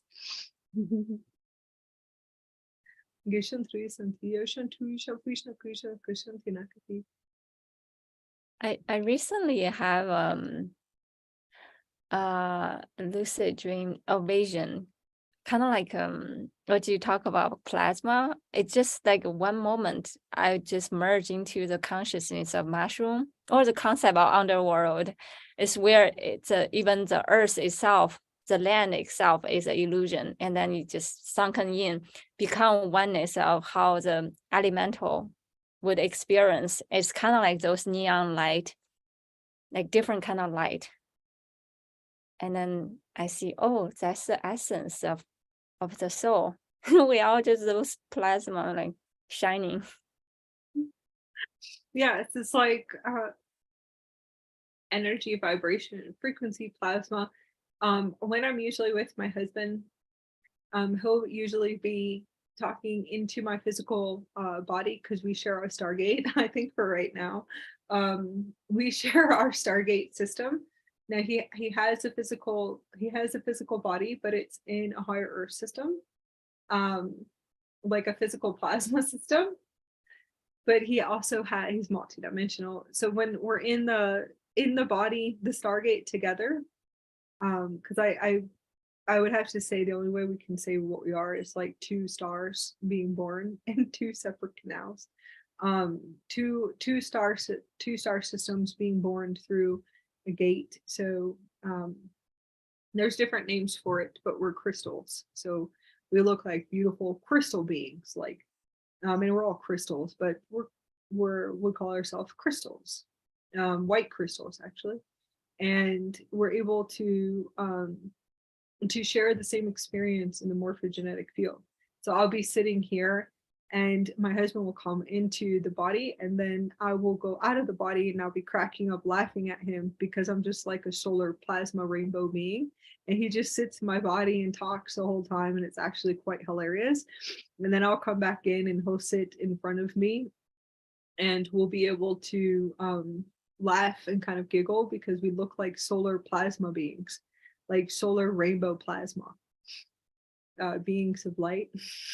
And it's quite hilarious, and we just kind of move back and forth and play all day long. And I think we definitely then we definitely do a lot for the grid systems here, as we're sitting here kind of playing and anchoring in this template, but we're able to actually see, or I'm able to, because he already knows all this, but I'm able to actually be able to see what I look like, because he'll come in and into the body, the vessel, but it's not really separated, if that makes sense.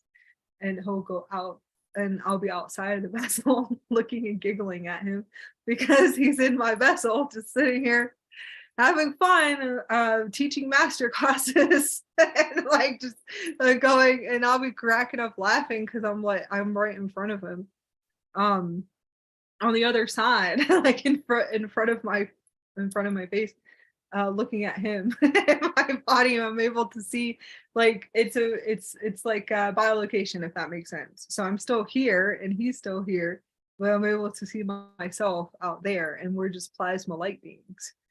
So I think that's absolutely beautiful, just to be able to see that, and to be able to have this beautiful, it's not a twin ray relationship, it's just a galactic relationship, like a galactic divine union, divine partnership, divine marriage. So it's actually really, it's hilarious, as we just sit here and play all day long. So we're really excited about the templates that we anchor here for everyone, so they can remember, because if we're able to do this, like if we're able to play, we're able to see ourselves as beautiful crystal plasma beings and rainbow plasma beings just sitting there playing all day long, like how I see you, Daisy. You're usually gold sitting in front of me, but I'm like rainbow plasma and white, like solar light, and rainbow, and you're gold, because you definitely sit and play with us.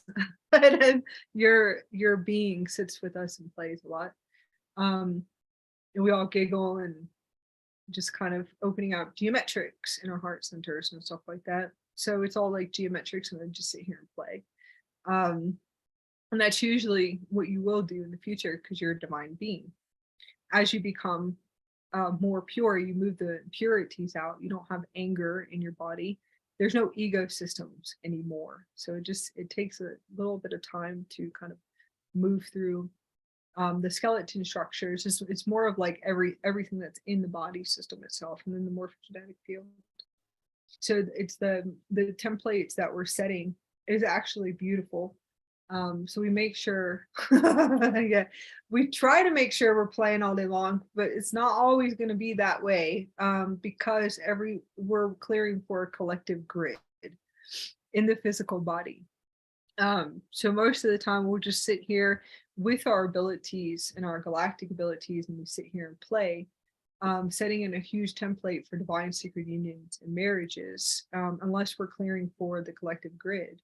So that's really all a part of the underworld. And it is, when you tune into it, the underworld of ascension, the ascension in the physical body.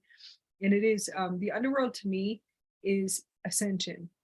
And it's the underworld spirit body. So you do have to bring those bodies fully online, however which way you do. So a lot of people might resonate, your spirit body might activate, which is like what you call the underworld, the astral world, but I don't use that word because it's an old frequency, kind of like an old frequency transmission, and kind of moving through those systems. Some of us actually have to continue to have near-death experiences a few times, in order for us to embody the spirit body, and then to embody the crystal bodies, the crystal systems, and we keep going. So it's like a shutdown and a reboot.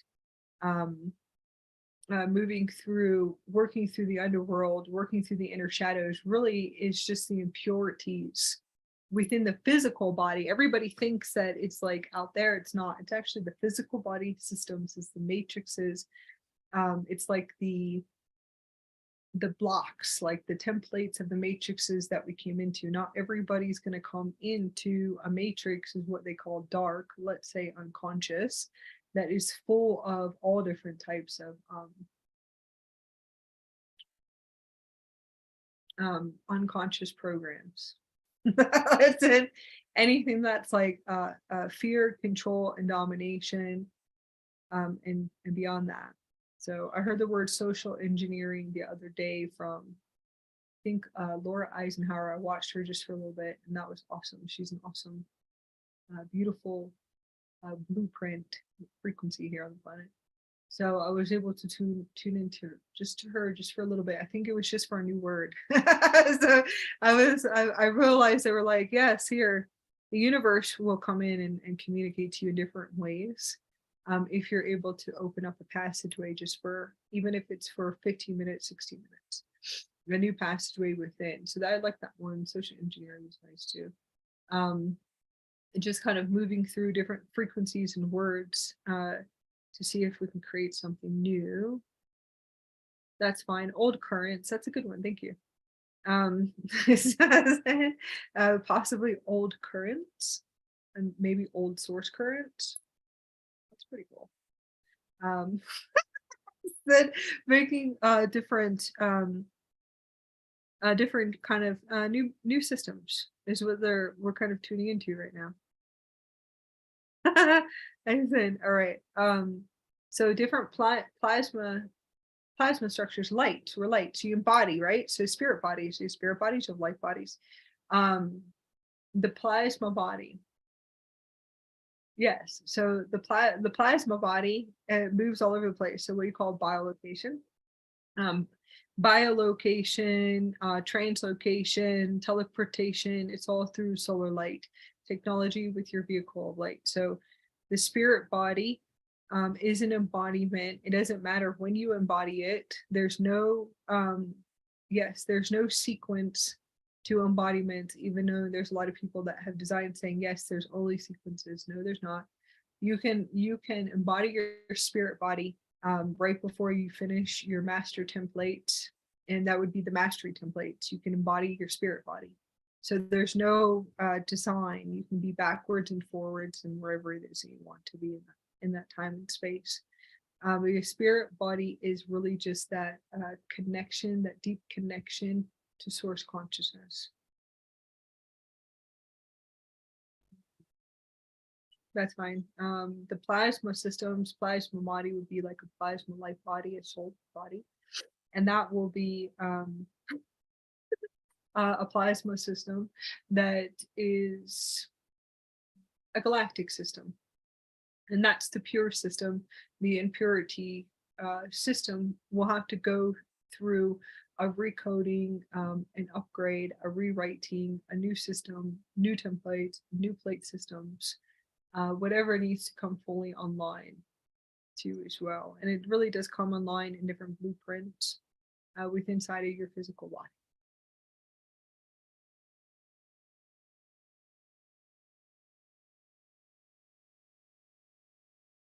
The star system, yes. Let's go back to Osiris for a minute. And I think, did you go off there because the plasma fields were so activated? I don't know if you felt that, but I was like, I'm looking up too, going, wow, this is amazing what we're doing, Daisy.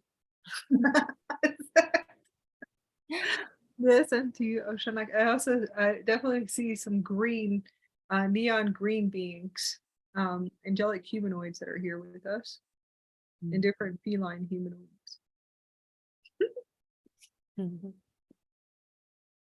Okay, let's go back to Osiris. That has to do with the universal time matrix collapse, split. Okay.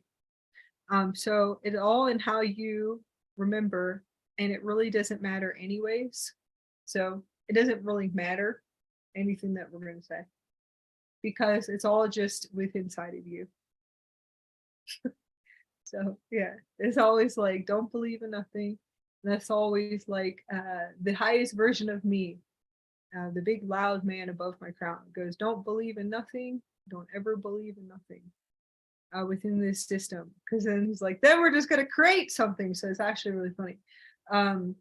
So kind of moving through, I'm going to just say sharing. I'm going to share just for a little bit. So I'm just going to share and don't put too much into it, right? Okay.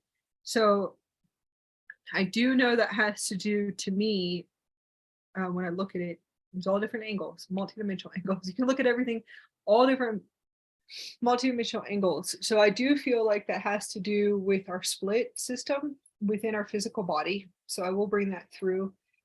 If you want to repair the network of Osiris, you would work with the network inside of you to repair all 14 fragments of self.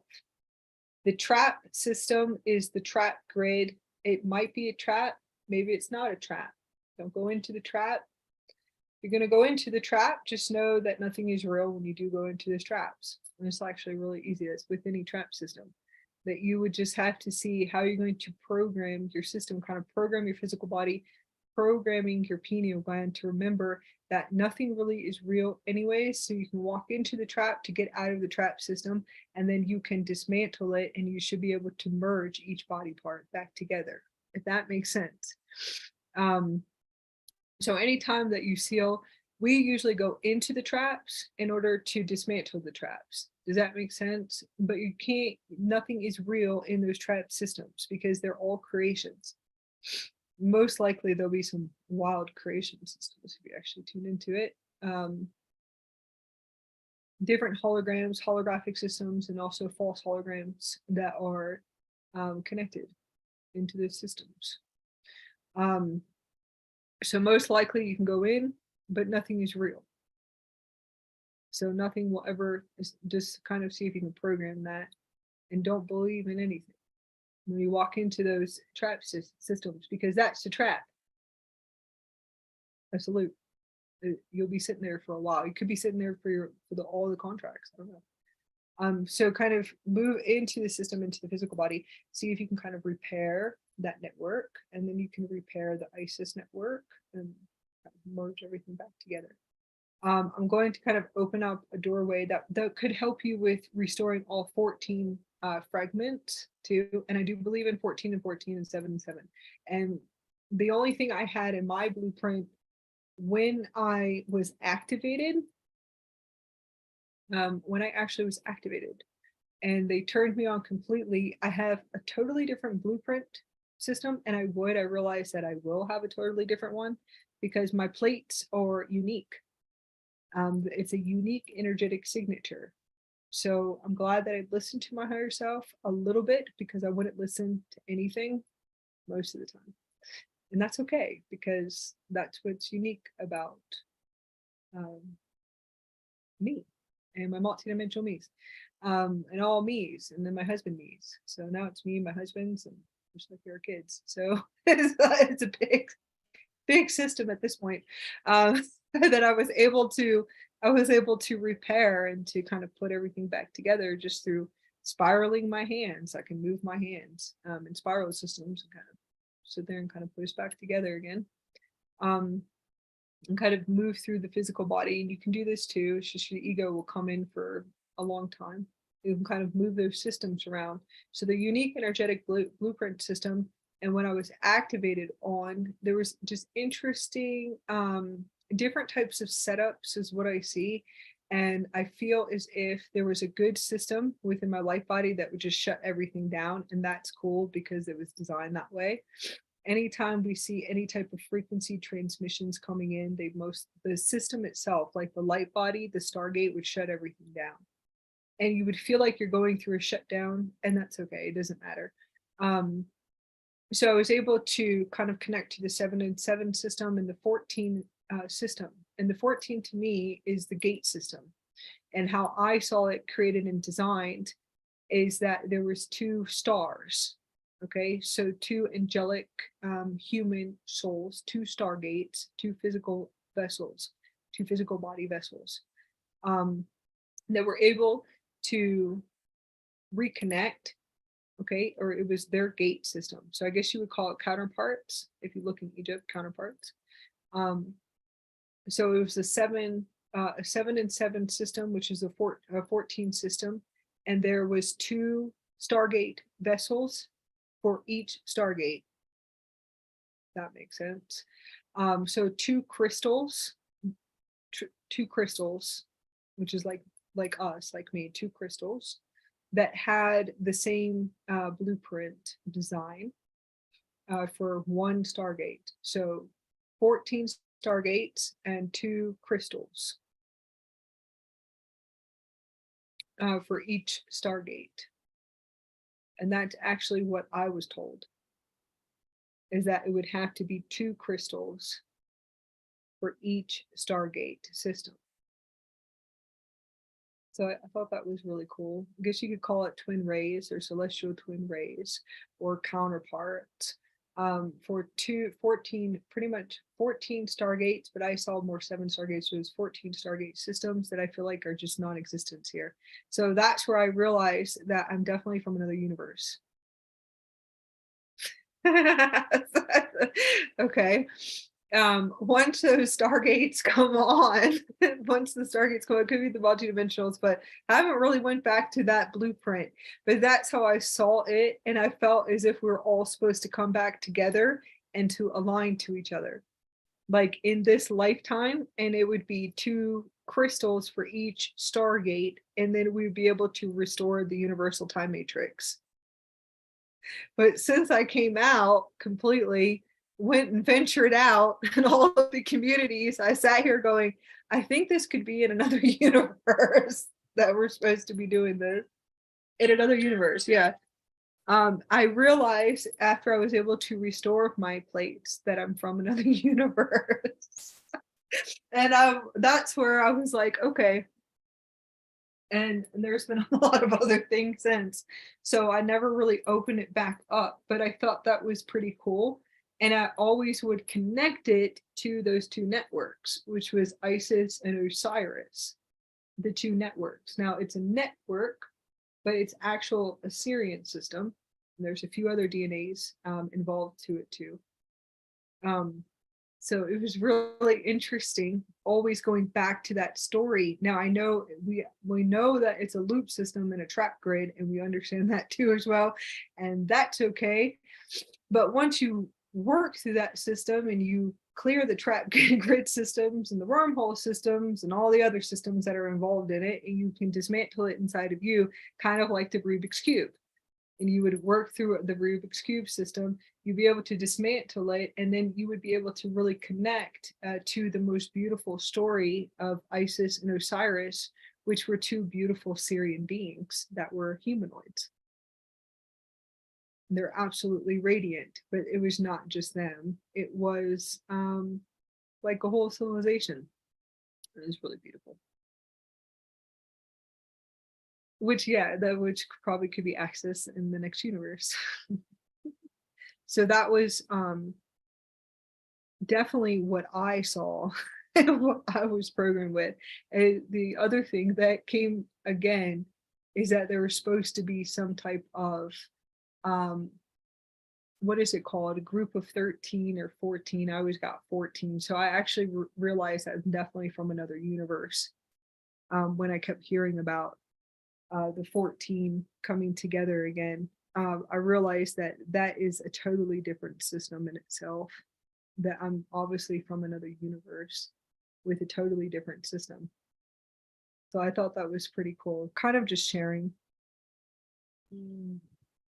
Yeah, it's very similar to that Atlantean dream. All the brotherhood and sisterhood come together and anchor this massive blueprint on Earth. Yes, exactly.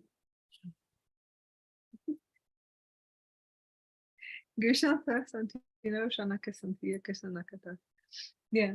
So there's like many different I almost feel as if there's different, I call them Rubik's cubes that you have to work through inside of your physical body in order to unlock like another dimension, like another key system within inside of you to remember your plate systems completely.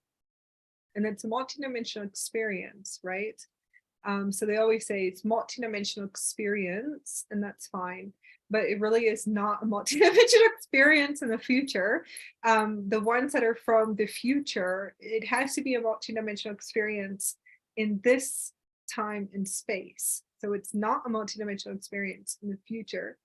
So if you're from the future and they're saying it's multidimensional and you're really truly from the future that embodies the universal, and the full universal self is not split into multidimensionals at all. It's just one full universal system. How do you call it? The universal consciousness.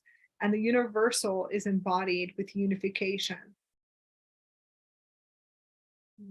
So that would be like the Omega system, and the Omega system if you're from the future, you would know that multidimensional reality would not resonate with you. You would realize that it was something you had to go through because it's what's here, and it was the only way to reverse the system back, in a sense, to merge with all of your multidimensionals and different time space continuums. So I feel like it was the only system that was available for the angelic human species, but I'm going to say for all the species on this planet, but also in the universe too. So like a rehabilitation system is what they call a rehab as well. Yeah, and that's also like the Andarian system. So the Andarian system, which is a galaxy system. Those templates is just it becomes just a universal system, and that's what you would call the future. So just an interesting system that they have set up here too as well.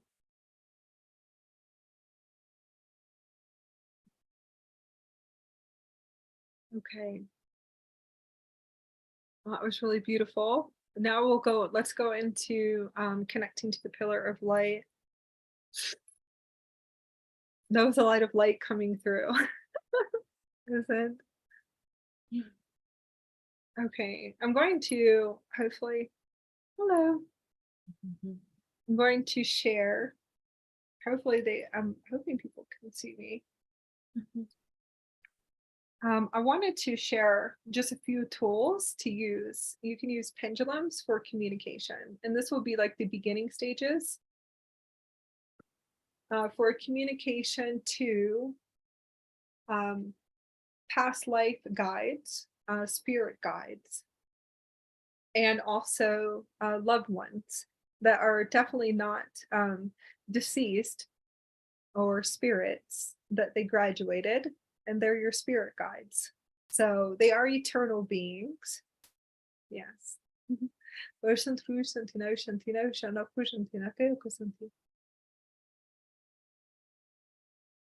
these are beautiful pendulums, and you can use these for beginning.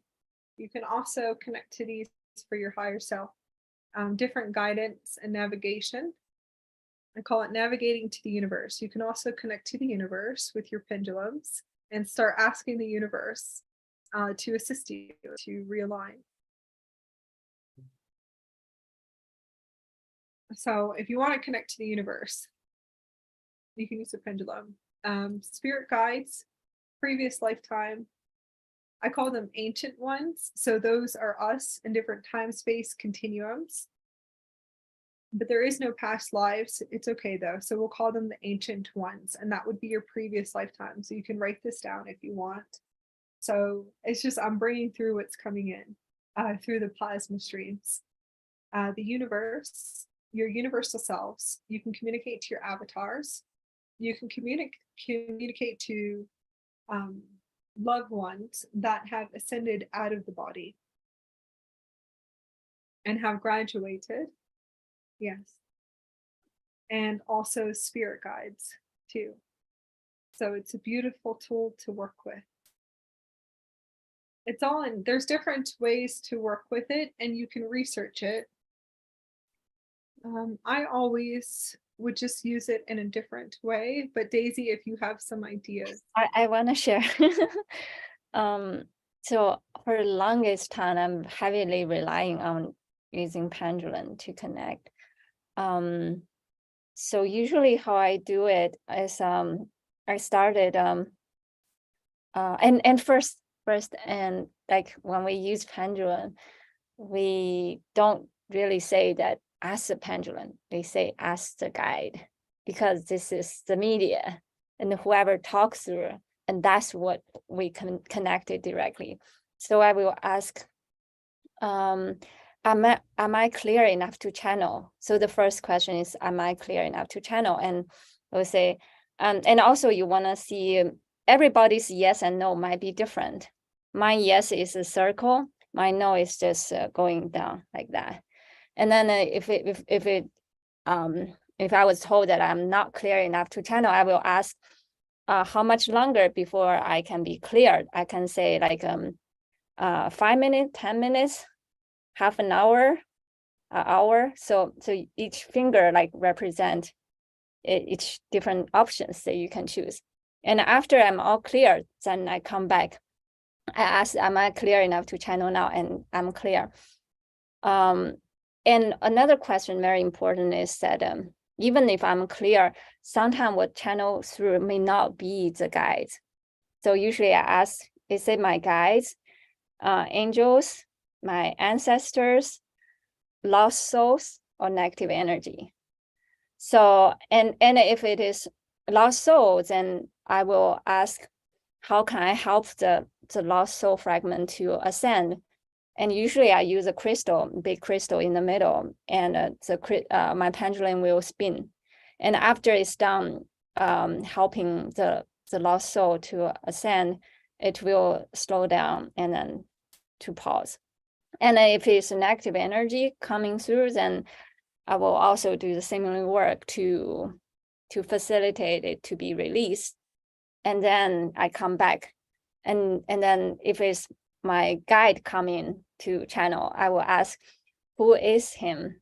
And usually my team actually update it depends on how much I evolve, and like once a year or in few years, my whole team will completely update. So I will also channel in each of them and who are they and what's their name and the letter and spell one by one and coming in. And then I know the first one who is that, and second one, each one of them. Guanyin, by the way, Guanyin is one of in my team. So in that way, you know for certain who you communicate directly, and they have their own unique personality and feeling, and you can once it's channel through, you can instantly feeling like that emanation of that guy's energy just into the body, and the way how they talk and speak, and yeah, it's all different. The more you communicate, the more it coming in more easily. And yeah, so this is how I usually start. It's like opening. Just I know with a certainty who I am talking to. Yeah, Gusantu Shanti Nako Shanti. So if you going back to sharing how to transition a lost soul, okay?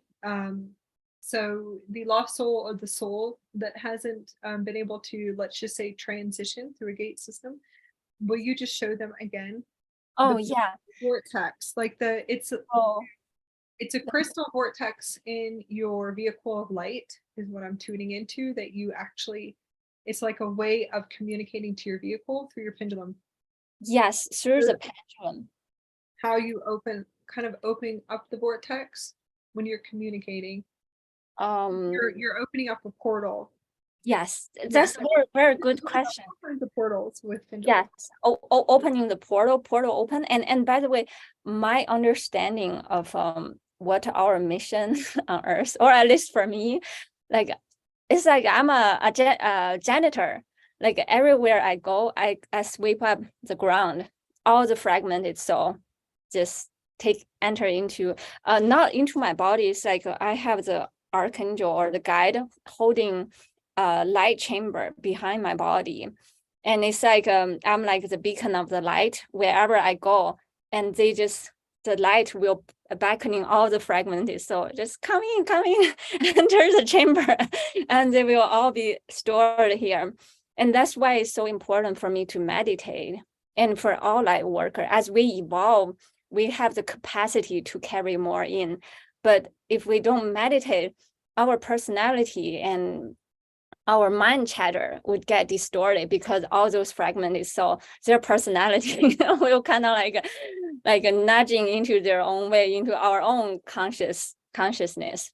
So I have to meditate more frequently. Every time I meditate, and the chamber that holding behind me will open up, like the portal gate will open, and then all the fragmented soul will all ascend as I ascend, as a piece of me ascend during my meditation. Yeah, Kushan Santinakati. I think, yeah, okay. Kusantia Shanakati. The when you're connecting to your vehicle of light, everything that you're doing, she's definitely using a pendulum to open up a portal, like a crystalline stargate. So I feel like this is your, for right now, this is how you open up your stargate to release the lost souls, fragments, and also fragments and echo of consciousness. Echo of consciousness. I have, when I was activated, just a few little techniques to assist me when I was communicating to souls on the planet that are still here. They would tell me that they were in the third dimension, in a third dimensional grid, and then we'd be able to transition them through a gate. So I feel like this is used for your gate system. You have other techniques to open up your gate, your beautiful gate system that you have designed to transition souls back to the Andromedan galaxy, or different, maybe let's just say different stations or higher Earth systems, different stargates. I call them stargates. Most of the gate systems, that's fine. I usually sit outside, something new. Yeah. Something new. I sit outside with crystal bowls, and I can work the crystal bowls, and I open up the holographic blue screen in my Merkaba, but it's not really Merkaba. Okay, so the super quantum computer system, the vehicle of light, the Stargate, and still a Stargate vehicle, I'm able to kind of pull up the crystalline hologram screen and all of the Stargates, and I'm able to transition souls the same, very similar, the same way as you. And I can open up all gate systems, or 3 gate systems, vortexes through the crystalline holographic screen as I'm playing the bowls. And I see millions and millions and millions of souls and stardust. So beautiful stardust. Yeah, I know. And it's okay. It's a higher universal system, but it's fine. It's a universal system in my physical body because it's part of the Stargate. So there's a souls one too. And me and my husband, we do rescue souls through a Stargate, and he's just a beautiful crystal being. And we transition all of these souls to Breeze, and then other souls too, through this gate system. And we're able to open up the gate system to the souls. And there's another gate system for the souls that are stardust. And we're able to open up these stargates through our vehicle of light and open up the screen. And we use sound healing bowls to open up the gate systems, and we're able to transition them back to source, or back to the Andromedan galaxy. So I see crystalline stardust is actually what I see. And then there's a soul system where they all look like solar souls, beautiful solar souls, and we're passing them through a gate. So like millions and millions of souls, what you call the lost souls, and different debris and echoes that we're able to repair. And we open up all the gate systems. These three gate systems that we work on. I usually have 3 gates. So that's another universal gate system that I open up. And that's returning this line, the stardust, returning the stardust fragments. I guess you call it fragments, but they're stardust. So they're like stars, like millions of stars. And it's those are 3 gates that we have. And then there's other gates for the lost souls, if you want to call them lost souls or souls. So I call them different gate stations within the crystalline super quantum computer system, which is the Stargate vehicle. And we just open it up, and I just do sound healing, and that kind of assists with the meditation of remembering how to kind of get everything done through different gates.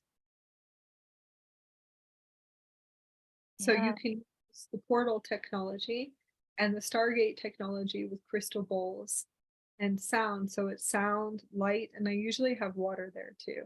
So I put water, and that's more Lemurian. So I use water and Daras and crystals, and we sing through the physical body, sing the harmonics and the harmonic sounds, the beautiful harmonics through our body and through the crystals of our body. It sounds like angelic choirs, and we're able to open up all the gates and to be able to transition them. So I would have to say stardust, lost souls, ones that have ascended out of the body, and then souls on the planet too. So that's another gate system. So the ones that are here in physical ascension, there's a spiral system, and we open up the gates, and I'm able to transition like thousands of souls or millions of souls through a spiral gate.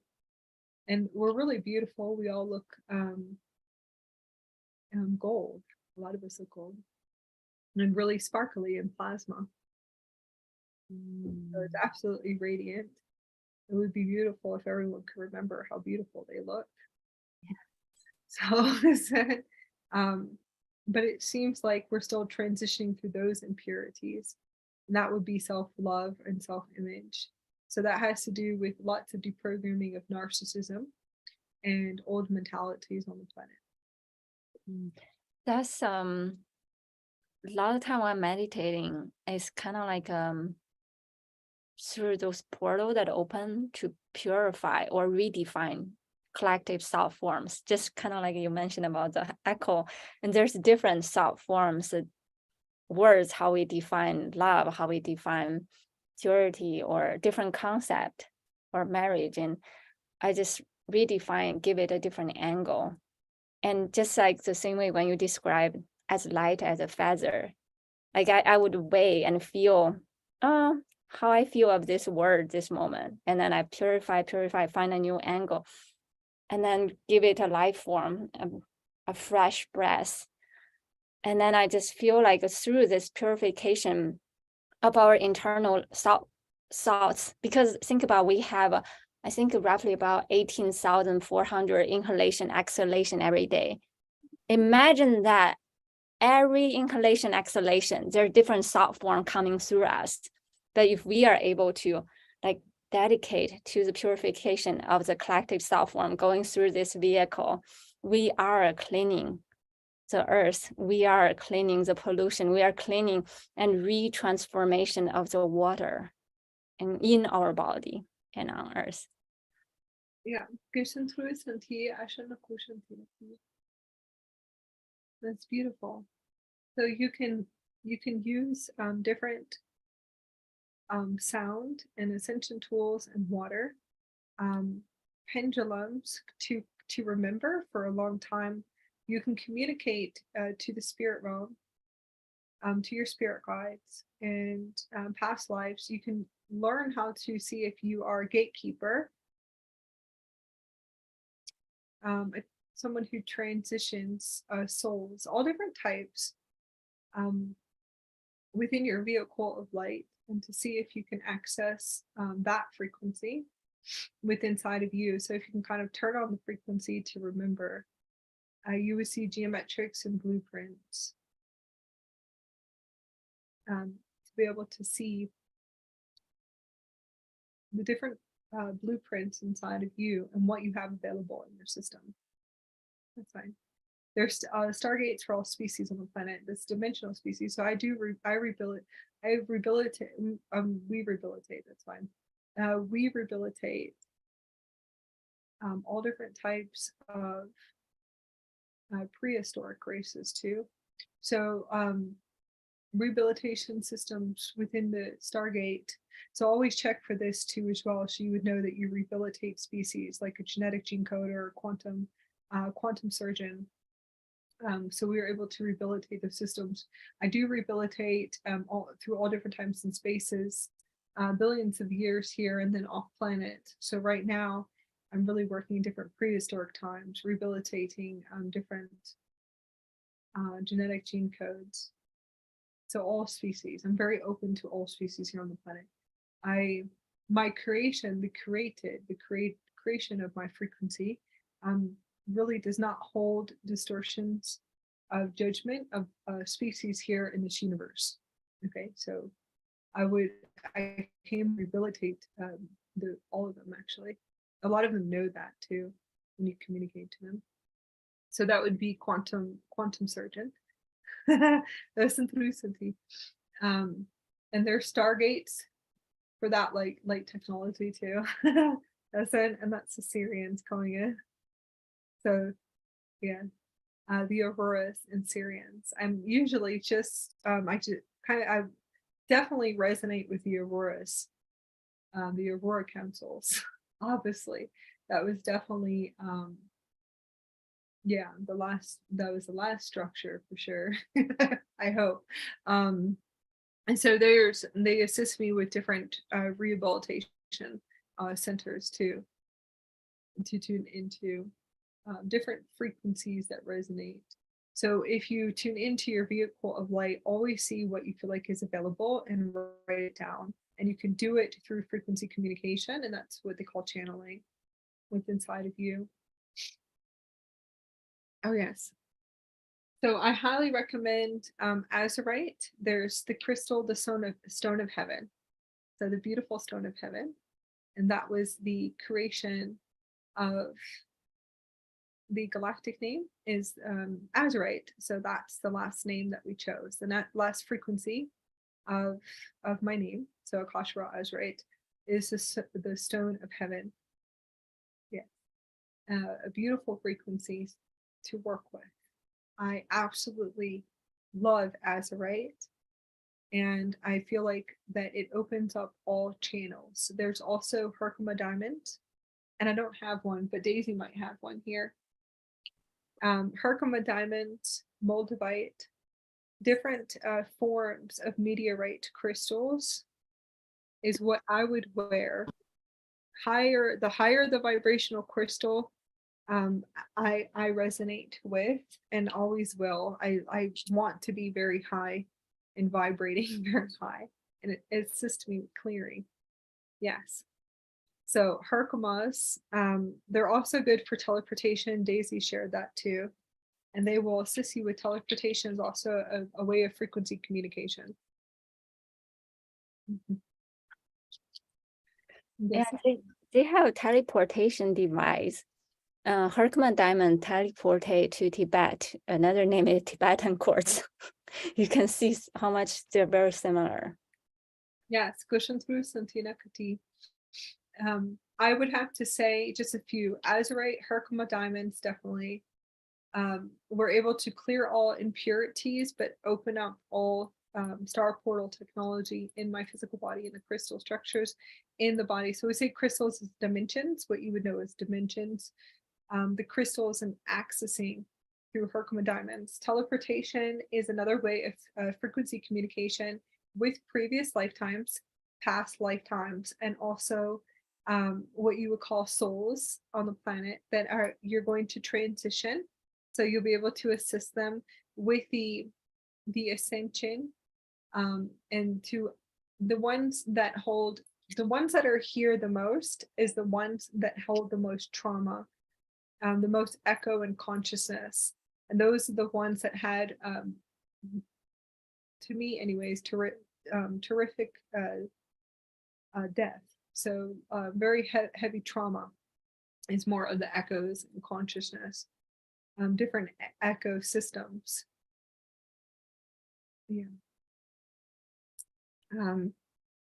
So it really all depends on how it is that they transitioned through. So I call it echo of consciousness, and it would be particles. So particles of consciousness. And it really looks like gold particles when I tune into them. So those are the ones that I definitely would assist with transitioning, kind of getting all their consciousness, kind of merging all their consciousness back as one, and to transition them through a gate.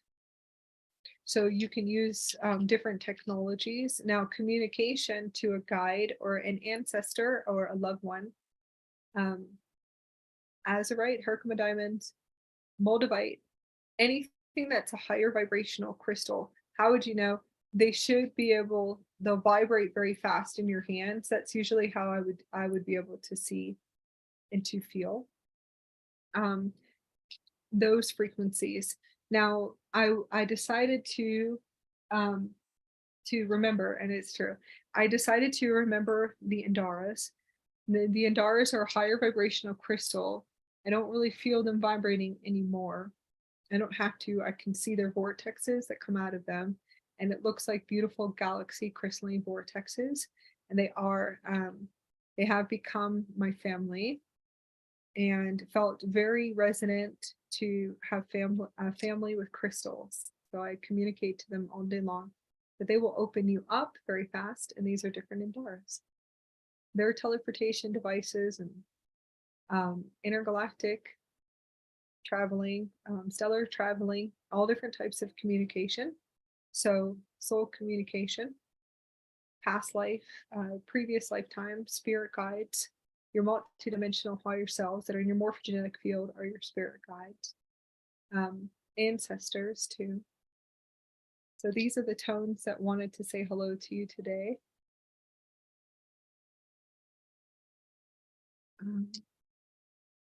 Orange tones will definitely open you up to creation centers. So these are a few.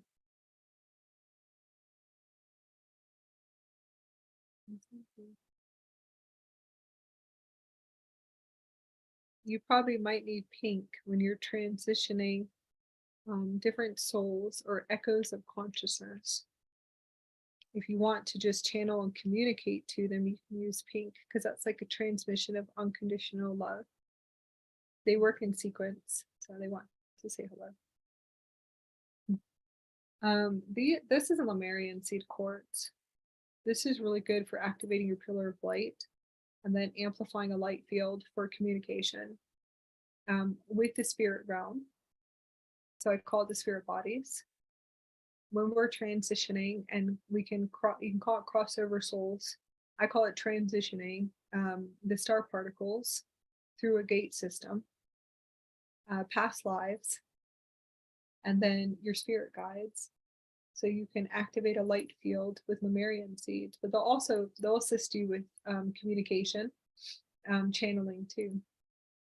Any other pieces you want to share?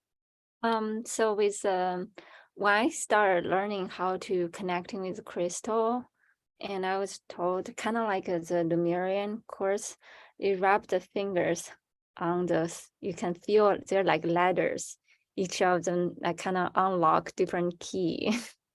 And that's how it mingle our consciousness, subconsciousness with the wisdom of the crystal, and it will come up different sensation, could be different clairvoyant vision or clear audience just coming through. So when we meditate, hold the crystal and gently just rubbing, just like rubbing on a soft animal, and then messages will come through. Yes, Kusantu Shanakyu Kusanti. Yep. Rubbing them, working with them, opening up star portals with them, just connecting, just beautiful ways of opening up new channels to spirit guides, you in past life and previous life, unless it's traumatic. If it's traumatic or trauma, let's see. Because previous, there really is no separation of time and space. So when you start to activate your body, activate your life body system, and you start upgrading and activating all of the code systems, you start to become the crystal system again. Everything is in all spaces. There's no past life or previous life. So you would know that you are integrating. You're integrating a higher self, a higher version of you. Even if it is only a few thousand years or 5,000 years or 10,000 years. However long it is that you've been coming in on this holographic journey. No, okay. However long you've been coming through on the holographic journeys, most likely a few thousand years ago is the higher self. But even if it's a few hundred years ago, it's a higher self. Okay, so just kind of tune into that. You're integrating and embodying the higher self of the vessel. So it's not separated, it's actually inside of your body.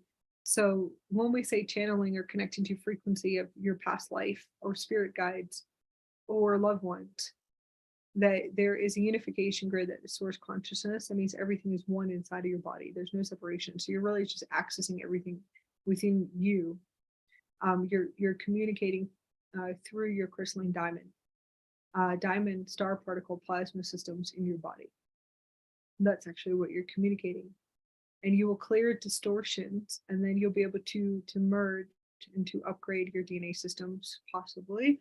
It really all depends, but you want to see if you can move through the trauma centers and the fear within the emotional bodies. And I'm just going to say etheric bodies. So we'll work in the etheric template today, is what I see. Okay. I'm kind of just moving through different blueprints and structures right now. It's kind of opening up different blueprints. See if you can connect to the etheric templates when you are working with past lifetimes or previous lifetimes.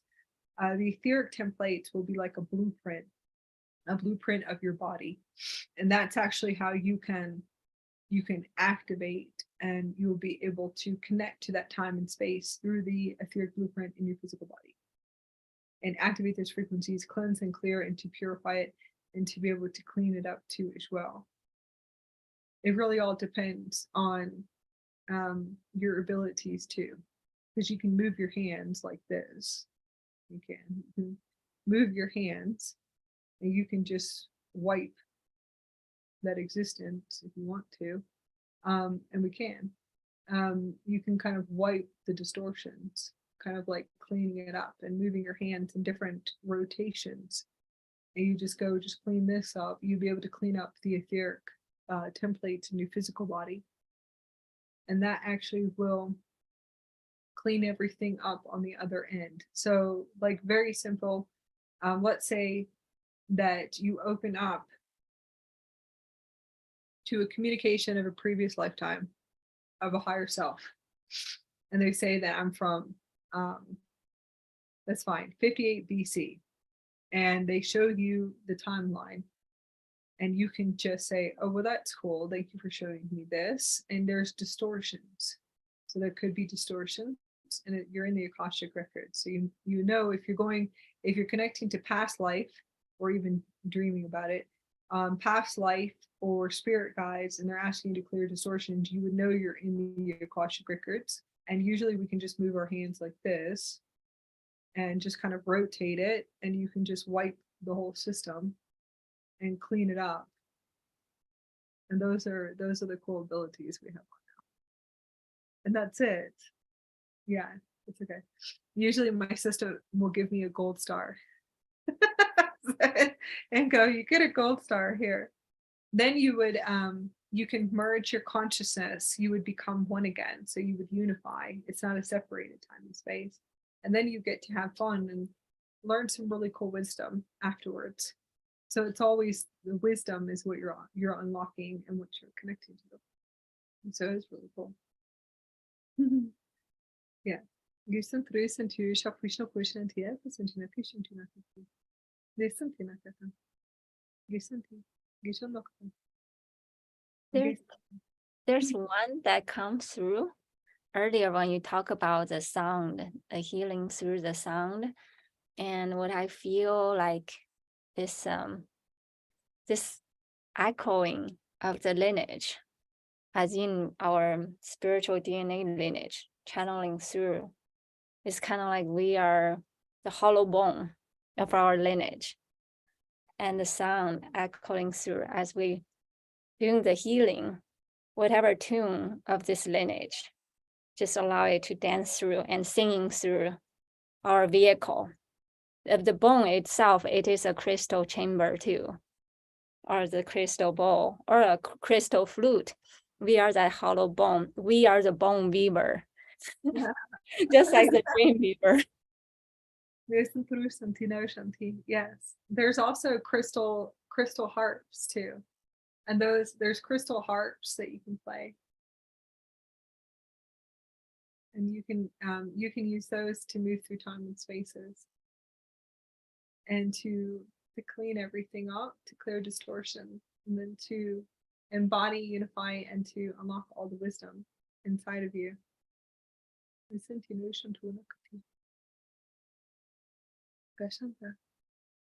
So these are just some metaphysical tools and divination tools as well. You can also use a candle too. Lighting a candle, and you can connect through candlelight and through movement of the candle connecting to different souls, and it's an actual portal too as well. It becomes a vortex, like a portal and a stargate. You can transition souls through a candle if you wanted to, and you can open up the candle to be able to use it as a vortex to transition souls, or let's say loved ones, or past life too. So some might still have some different echoes in consciousness, and you can assist with restoring all of their soul fragment pieces. You can do soul retrievals for previous lifetime use too, and to kind of get all the soul fragment pieces back, and then you can transition them through a gate system. But it's still like a unification. So it's also a candle too.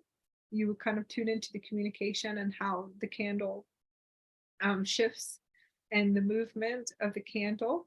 You can look into the candle too as well. So you can look into the candle.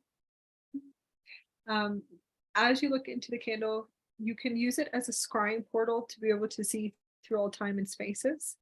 And you would be able to look through the Akashic record of previous lifetimes, or you can use it as a scrying candle for communication with spirit guides too. But eventually you'll realize one day that your vehicle of light is activated. And eventually you'll realize that your communication through these, what you call spaces and time, would be your Akashic records. It's your Akashic record, like your amplified stadium within your Stargate that is actually showing you, and it's still communication. Crystal diamond communication through a holographic screen, which is a crystal holographic screen. And you will see that eventually that you can scry through. It's a good like scrying tool. It's like a good beginner's tool. But you eventually will realize it was your life body. It was your Stargate vehicle the whole time that was opening up all the Akashic records, and all of the what you were seeing is through your diamond third eye.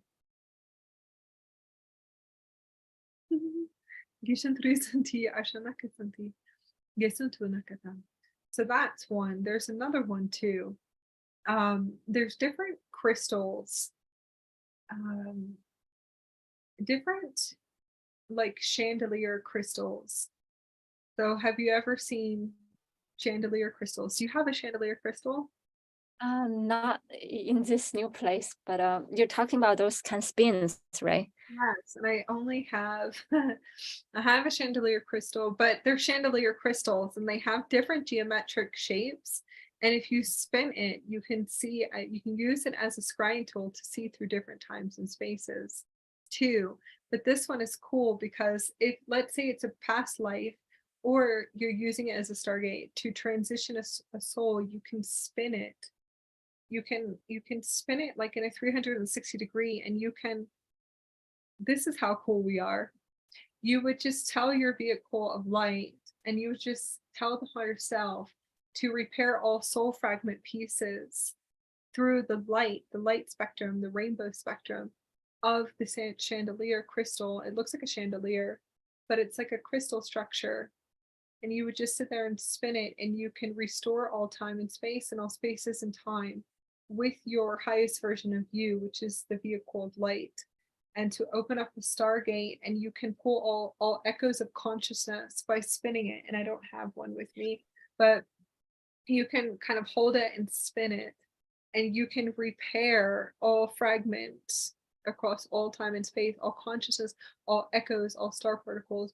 And you can spin it, and as you're spinning it, you can merge everything back as one. You can open it up like a Stargate. You can transition the soul back to source. Now, if it's a previous lifetime, you can open it up through the gate in your vehicle of light. It would just be another system that you can spin it, and you'd be able to transition, kind of pull all parts of you back from that time and space. So let's say it's still 58 BC, you can just spin it. I'll go grab one so I can, but you'll have to keep talking to them, Daisy. This is very similar as my recent experience, because I'm constantly meeting new people in life and processing all the amazing energy. And one day when I meditate, I see my body, my whole energetic light body, like that chandelier crystal. Every soul that I come encounter, like within a short period of time, just like holding different facets of that chandelier crystal. And I'm seeing this surge spin like toroidal field, all this energy just inundating and surging and like start flowing. But before it start flowing, I'm seeing how each person, like a mirror, like holding different facet of that crystal. And I'm seeing which part that was holding more tight and need a little bit nudge and work to make it flow. And once I'm releasing my attachment to that specific person's attachment, that person actually just mirroring that facet of me, of my crystal, that not able to spin yet. But once I'm fully released, I see this huge amount of surging just start flowing. This giant chandelier crystal start flowing. Like this Yes. the one you sent us. So you can. There's all kinds of stuff you can do with it. But sometimes you have to learn all the wisdom. But yeah. Okay. So a few things. But yes, like this. And you can just spin it and work with it. The light fragments, you can sit outside in the sun. You can use the rainbow technology. You can move through all time and spaces. You can do frequency communication. You can communicate to your previous lifetime spirit guides or loved ones through this, and you can spin it. Now, if you feel like you want to do quantum activations, and quantum activations would be through keys. To activate keys to use quantum healing to repair all time and spaces, all fragments of self, all of your soul fragments, through all spaces and time. Like I said, distortions or echoes of consciousness, and I call it echoes of consciousness. So body parts, fragments, parts of you, that different types of soul retrieval, and you can spin it. So if you're communicating to a previous lifetime, higher self, you can use this to restore any distortions. You just spin it. You use the light technology with your vehicle of light, and you will one day see particles of light restoring. You would use it as a Stargate teleportation device for your Stargate, and you can transition them back to source or release them, and to release them back to source. And that's fine. This actually can repair trap systems too. Any type of traps. Trap contracts and trap soul contracts and trap soul group contracts. And that this would be what I call the duty work, the foot runner. Yeah. You can use different tools of remembering, and you would be able to kind of unify everything back as one, or you can learn how to dismantle trap systems. You can dismantle black hole systems and wormhole systems too. As well. Yeah. So that's really beautiful. This is another piece as well.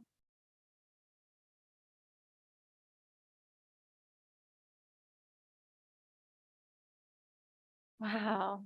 It's the lotus heart.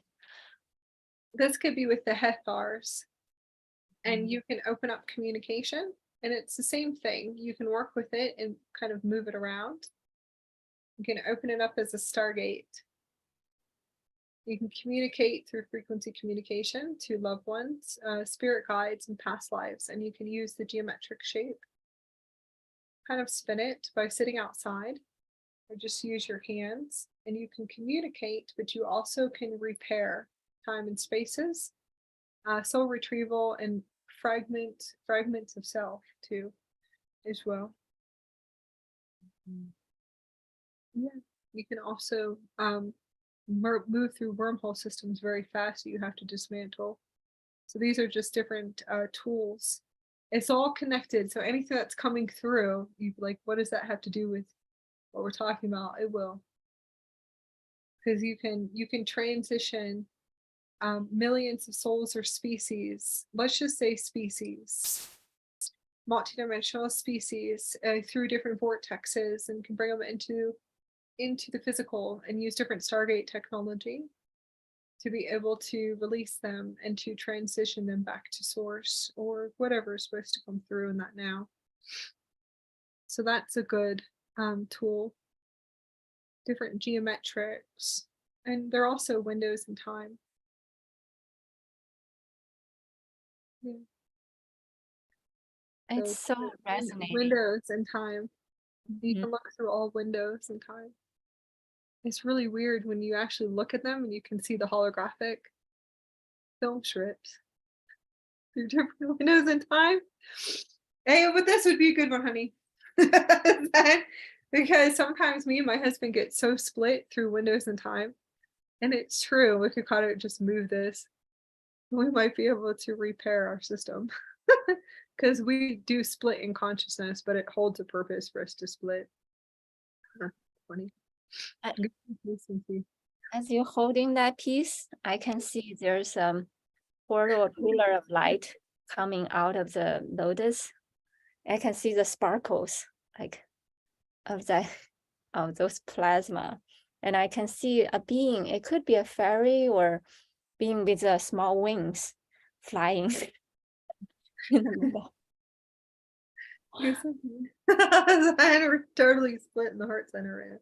But yes, you can. It's beautiful. You can look through different windows. You can use diamonds for that too. You can move it. You can repair your soul splits. It's kind of, you can use this to look through different times and spaces. They're really cool if you can work with them for a while. They'll definitely expand the DMT in your brain for sure. You'll be sitting there having fun for a long time.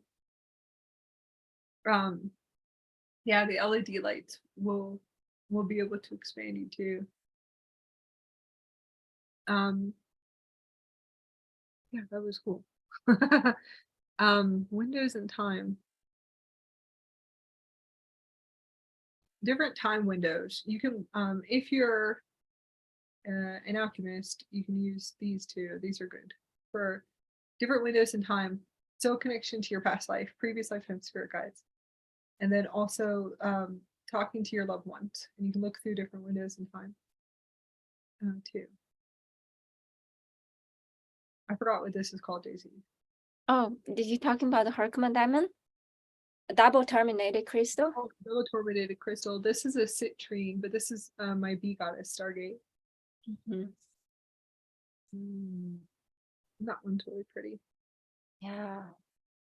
There's a little crystal inside, which is perfect for healing the inner child, working with the inner child work.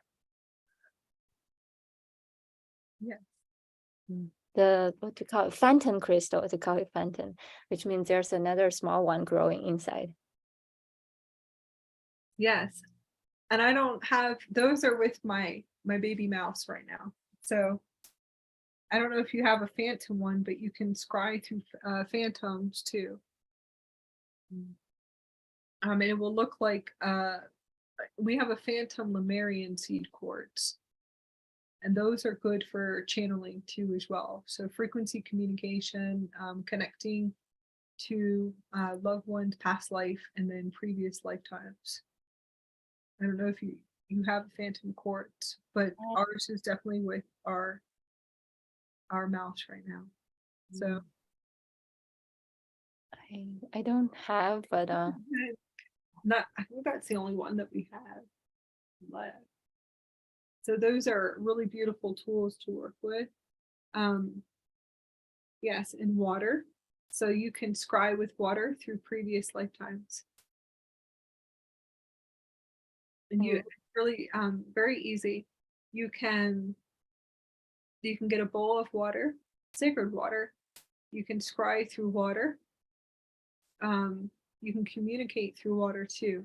So frequency communication, loved ones and spirit guides and previous lifetimes through water. If you want to make it fun, you would get a bowl of water, and you can get a key, like a skeleton key, and you can place it in the water and open up a doorway through the crystalline portals of water. And you should be able to kind of, once you open up that doorway, you can see through different time windows. And that would be fun. You can look through flowers, anything on the planet that holds geometrics. So flowers, trees, you can scry through trees, you can scry through, that's what it's like, tea leaf readings, anything that holds geometrics on the planet. I also do scrying through the cloud. Yes. Scrying through the cloud too as well.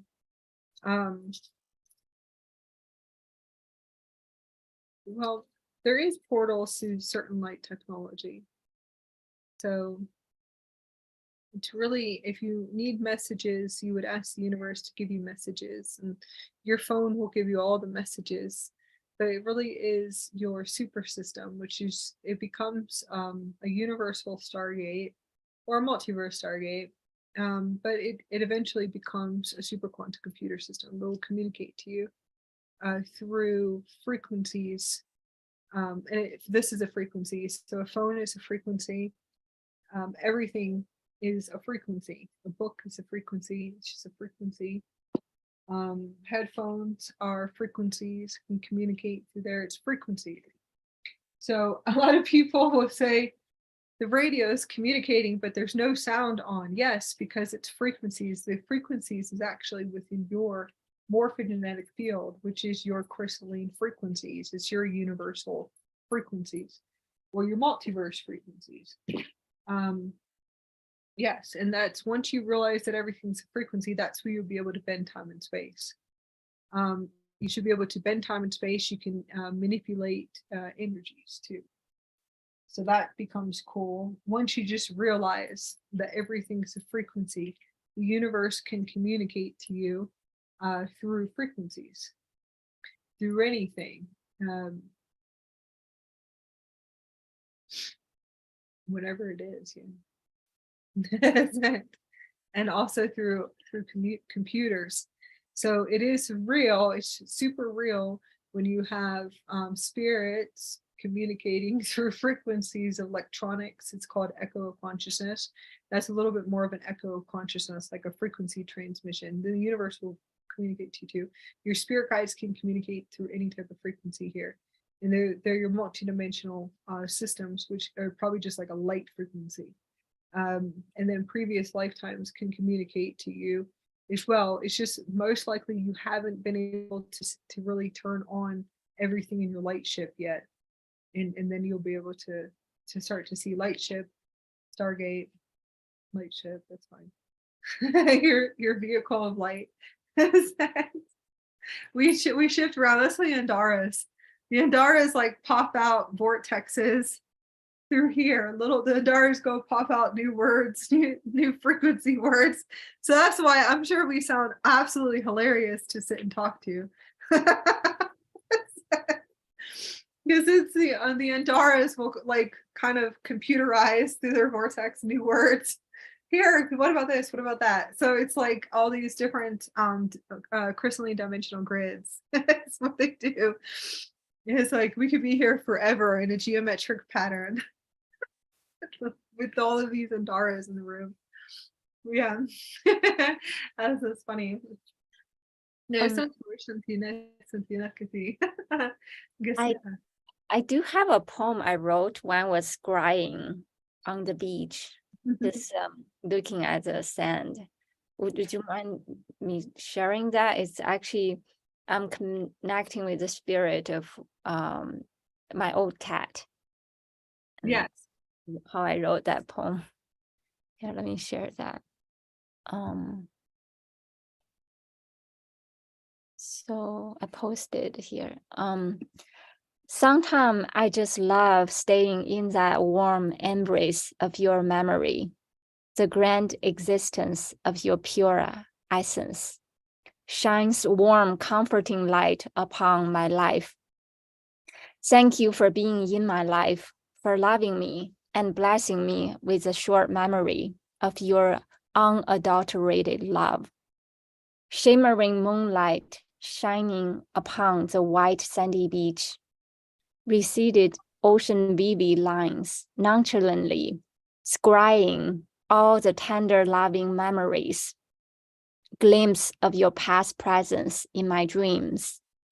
Your innocent childlike heart softly singing out a harmonic tune, miraculously dismantling years' works of some inner fencing mechanism that I set for my defensive heart castle.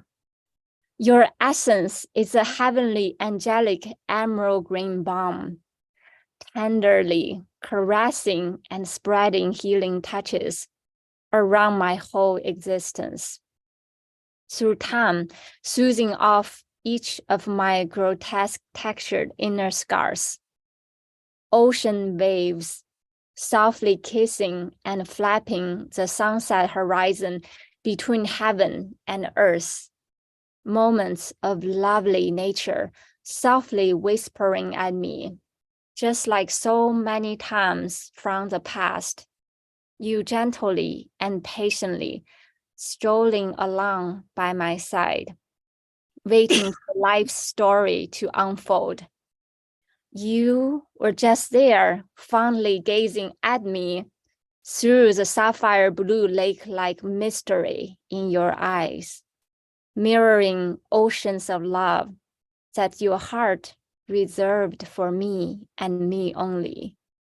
The air tasted ever so sweet, eternal tranquility of heavenly bliss, with your purring sound resonating ever so profoundly, the most visceral note of life and primitive happiness on earth. Thank you. Thank you. That's so beautiful.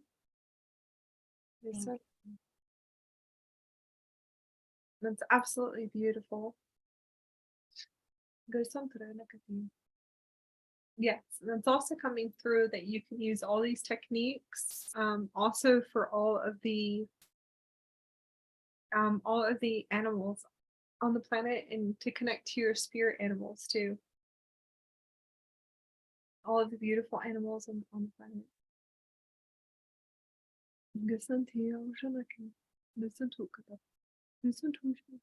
It was so interesting when I tapped into my cat Mama Kitty's field. I enter into this portal. It's a large portal, and she's there waiting for me. She's saying, "You finally got it. You finally got it." And when I enter the portal, I realized I can understand the cat's language. I can understand the whale and the dolphin. They speak the same language. It's so interesting. Yes, because I'm too shantunaki oshanakata.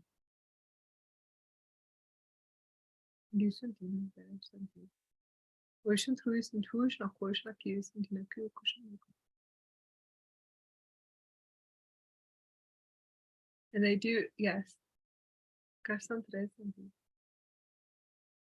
Not it's beautiful. Kind of tuning into the different energies. Yeah, there's also cat portals scrying too. Cat portal scrying. Cats will show you portals for souls to transition, and then also past lives, previous lifetimes, and spirit guides. And they will communicate to show you your spirit guides. And kind of also, I think all animals are able to do that.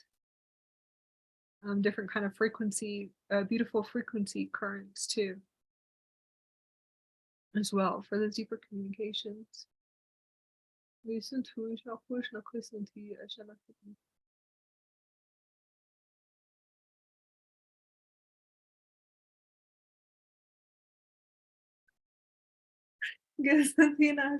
kiti ashana kata. Santina ashana kiti.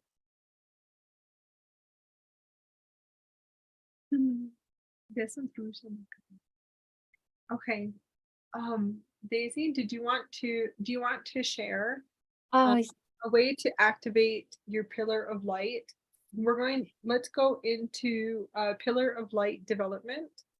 yes. The pillar of light is a creation for you to amplify your field outwards. The pillar of light is like the foundation. Sorry, the foundation of connecting to our inner light grid within inside of us. It's a beautiful way to just kind of set up a space, a beautiful space within inside of us, to hold a space while we are connecting to frequencies. So frequency of the dimensional grid, and that would be frequency of the soul consciousness, would be loved ones. Guides could be in higher dimensions, so the dimension and beyond, or we can connect to our multidimensional higher selves that are in different spaces in time, which would be previous lifetimes or past life, or spirit animals. It's a good way just to amplify and to set up a light pillar, and a beautiful frequency light pillar. Very simple if you want to teach them any techniques, and then I will start our meditation training. So then we're going to go into part two. Part two will be meditation training, and this will be more multidimensional mediumship training to connect to spirit guides, which to me is everything. So spirit guides is also your loved ones, to your sacred ancestors. So we'll start with different developments of the pillar of light. So you guys can connect to crystals, kind of set up your inner space, your sacred space. And we'll teach you a few developments on how to activate the pillar of light. And this will be how to amplify your light outwards. So you can use it as shielding if you want to, but today I call it a light field. Before I share, can I answer a question? I saw a live chat from Alfred. She asked about it, describing how I scry. I just want to mention one, because I think we already talked a lot about scrying. When I tap into like the nature scrying, is almost like tap into the kind of feeling of mindfulness. It's like this feeling that I am just a small dot of the universe, and then the mountain, the sky, the ocean are this like loving presence witnessing me unfolding. So it's like they're holding this container. And then that moment I realized like that bigger play of this bigger chessboard, just like holding me in this gentle rocking of this cradle, loving nature cosmic womb cradle.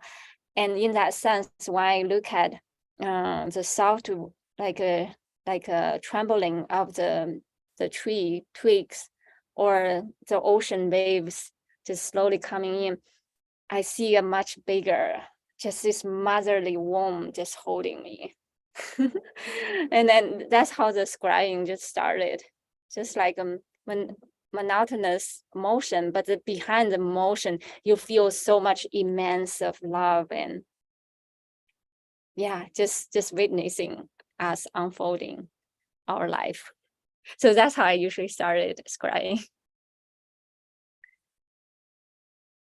That is so beautiful. Thank you so much, Daisy, for sharing that beautiful wisdom. Thank you. So I'll share the pillar of light. This concept of a pillars of light is come from this concept called axis mundi. It's like this is the light connecting the heaven and the earth, and forever extension. There's no top and no bottom, and this is this inner light that we all kind of like burst from, and we all forever evolving, aligning with this light. And this is the force that I call it the God creator force from this light. And it's just, you know, it's perfect alignment. Actually, I want to share something interesting. There, you know, some people, they have the perfectionist, like this, what do you call it? Like when you see a picture frame, if it's off, you want to fix it. And the what is the energy make us want to fix it is this, that innately we all hold this pillar of light. We like to see it perfectly, because that when it's feel aligned, our soul, part of our soul just feel bringing this comforting energy. So this is an exercise that we can tap into that pillar of light. If we gently like feel this concave spot behind our skull, and there's a little divot and going in, and you wanted to like cuddle your palm and hold your thumb underneath that pivot, that just holding your skull like this. And then there are two fingers, so you will like gently like brushing on top of the forehead, which is roughly about ½ inch above, but you will feel the divot going down. But you only gently touch it, not hold any force. And when you do this way, you just allow the weight of your skull falling back into the palm, into the thumb that holding the center of this, the back of the skull, which is the mouth of the God. Allow the mouth of the God just sinking deeper into the palm, and allow the life force just gently unfolding. Allow all the wisdom through the portal of the mouth of the God just gently unfolding. And we take a deep breath in.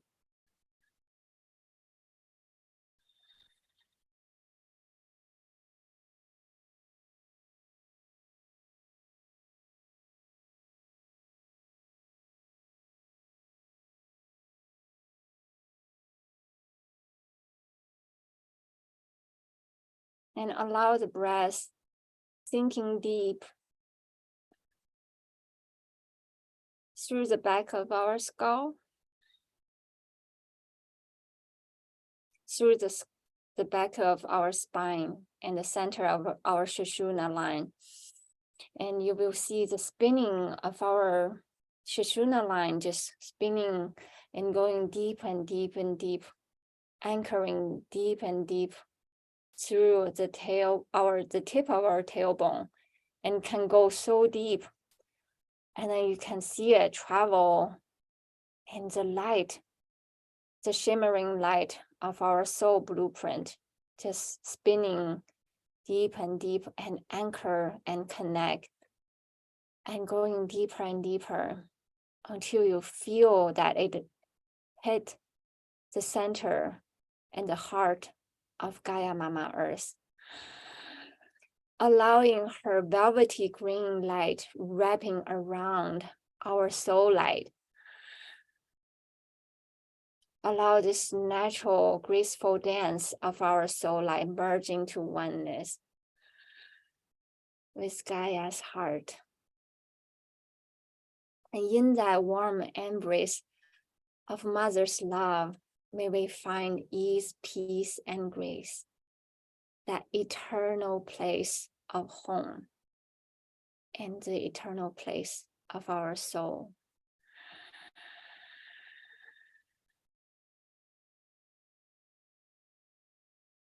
And the place that we become oneness with her.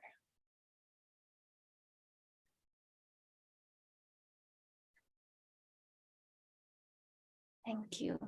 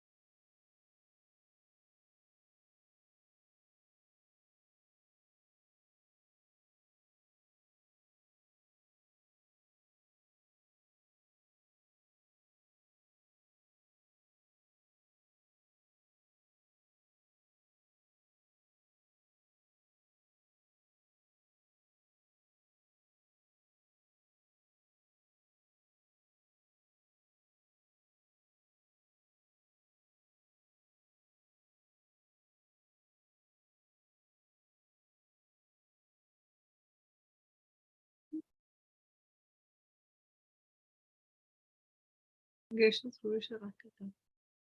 Gelsin turuşa hakikaten. Gelsin turuşa hakikaten. Gelsin hakikaten. Gelsin turuşa hakikaten. Gelsin turuşa.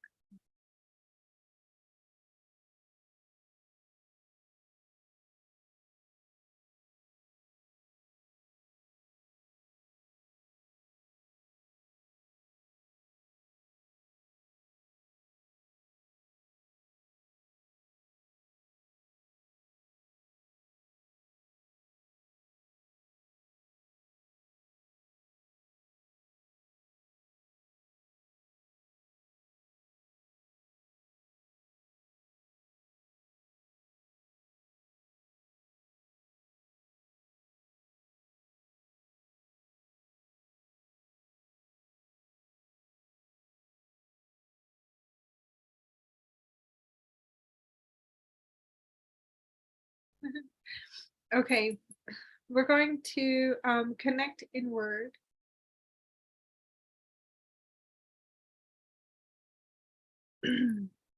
Gelsin turuşa koysun tunu kısın tiduşa kuşun kuşun ti. Gelsin turuşa nakilsin tunu.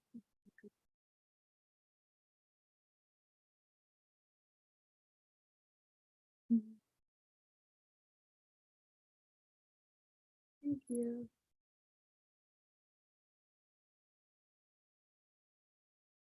Okay. Let me see.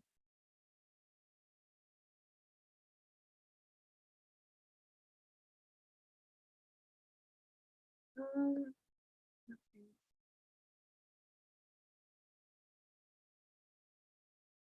Yeah, this is a beautiful activation I wanted to share. This is a beautiful picture of dolphins. And this is a diamond system, very similar to some of the new light bodies coming online. So somewhat similar to some, and some are activating this system. So it looks like a diamond grid, very beautiful, beautiful system. And it can be used as a pillar of light too. And it's a diamond grid. So I would love everyone just kind of to activate with this picture. And you can visualize that your energy body is in the middle, like inside of this geometric shape or a diamond geometric shape. And all I really see now is dolphins, and millions and millions of dolphins in a whirlpool system. So they are my pillar of light. And that's the Aquafarian systems. So they teleport you through light. And this is, I see them everywhere. So it is, it's a part of the vehicle, the diamond vehicle light, the vehicle of light that is a diamond system. And I see beautiful, beautiful dolphins around me. When I close my eyes, I see plasma diamond light and beautiful rays of plasma. And I can see bubbles and rainbow bubbles, and I see dolphins, and I also see, if I'm correct, to see amethyst order usually floating in front of me. Different types of dolphin races, and this is the light field, the pillar of light. It's the Merkaba. I see dolphins always in my room, and millions of dolphins everywhere as I'm teleporting. So they assist with light, traveling through light too as well. When I'm walking, I see dolphins coming out of the sidewalks. So I think it's beautiful and amazing, but I see dolphins jumping out. And they're helping me materialize the holographic reality. So it is a part of the pillar of light in the development of the pillar of light. Good sense.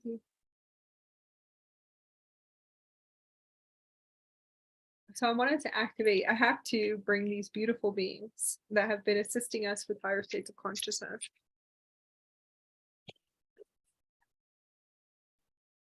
And beautiful higher states of consciousness. So I would like everyone just to connect inward, and we're just going to walk you through a pillar system too.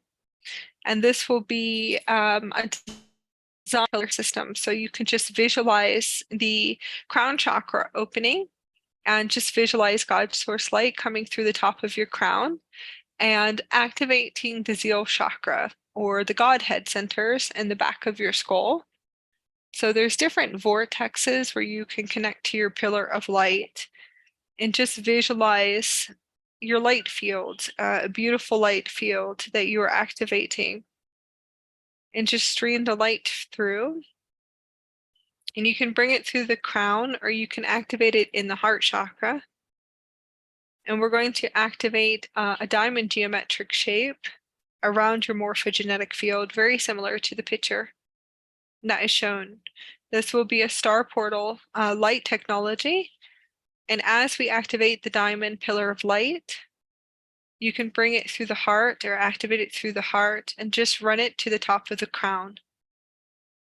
And just run it to the bottom of the feet, or just visualize the pillar of light opening and activating sending diamond systems out of your heart chakra, like in a 360-degree around you, and just bring those frequencies and amplify your light field outwards. And this is a light field, just to access God source consciousness and visualize a frequency current of your avatar self coming in and activating into the solar plexus, and just emanate that light outwards. And just open up the fields to the solar plexus to connect to your higher self.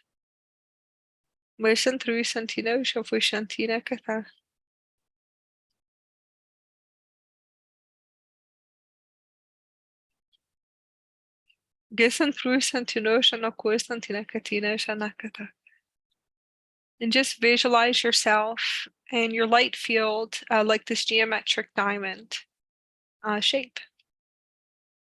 Like a beautiful diamond light field, a pillar of light around you. And just put one hand on your heart and one hand on your brow chakra.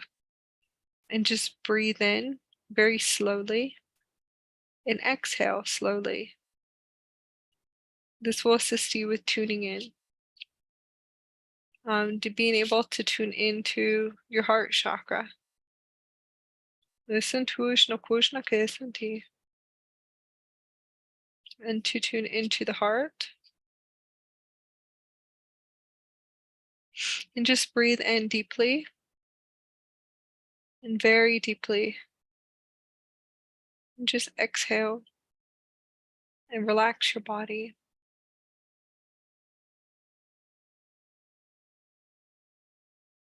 And just relax your center.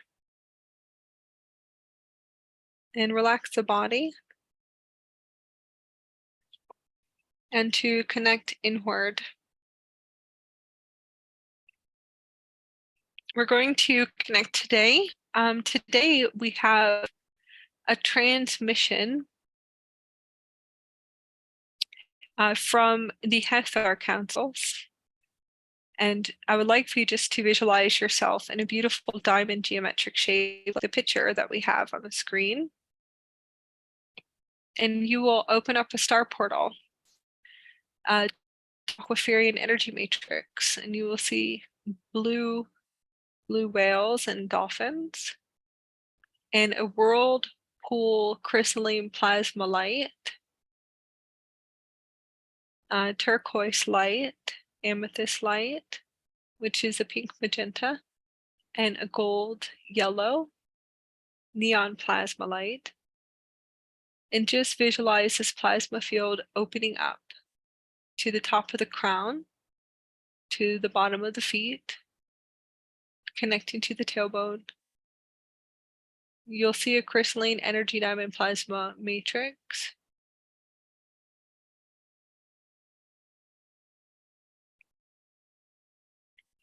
And you might see hunchback whales and sea turtles. And just breathe into your heart center. As you tune in, they will be able to assist you with teleportation through light and accessing your Akashic records for frequency communication through your diamond grid in your body. As we open up this portal, you will see the Hathor Councils are going to assist with the teleportation with the Auroras. The Aurora Elementals, you will see bubbles and plasma bubbles, beautiful plasma bubbles and rainbow bubbles.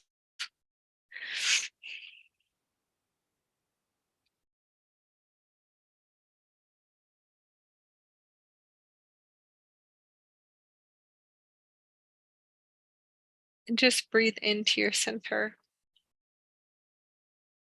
You will see beautiful bubbles of plasma, light, and you will see 4 pillars that are outside of you in a circle vortex.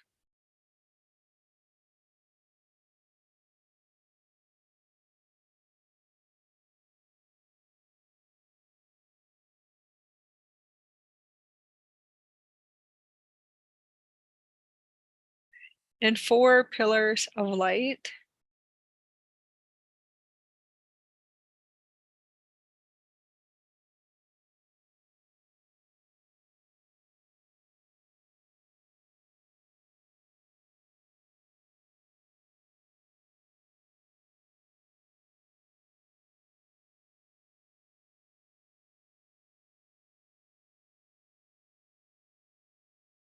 You'll see 4 vortexes of a pillar of the Hathor temples. These are 4 crystal pillars. They look like statues of Goddess Hathor. And they are each created and will materialize through the star portal of your higher heart chakra outwards. You are the middle pillar of light. You are the crystal. You are the fifth grid. They will be placed as pillars outside of you, like crystal pillars of light of Goddess Hathor. We'll start activating the frequencies of these pillars for a light technology for clear communication to loved ones, also to spirit guides, or to you in a past life, your higher self.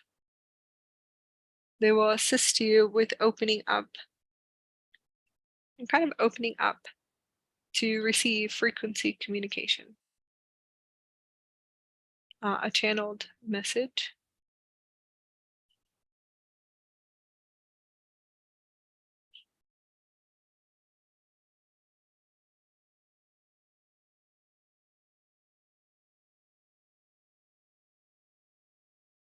We're going to activate the first pillar. You will see a pillar of Goddess Hathor. It's a statue, a crystal statue. It will transmit pink lotuses to you, pink magenta lotuses from Harmonic Universe 5.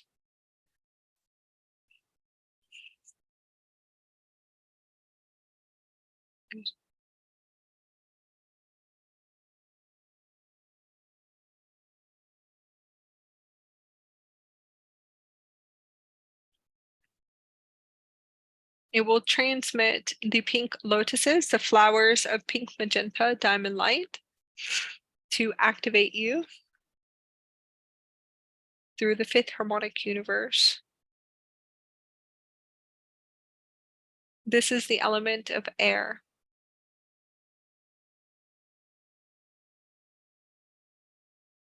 This will be the north direction. We will activate a pillar of light. And this will be your fourth pillar system. This will be your south direction. You will see Goddess Hathor activate this frequency, and it's a statue system. It'll be the south direction.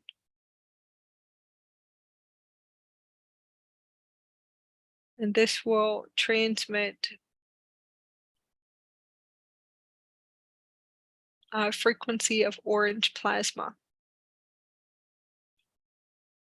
And this will be the sixth harmonic universe. You will see plasma, liquid plasma light, orange plasma.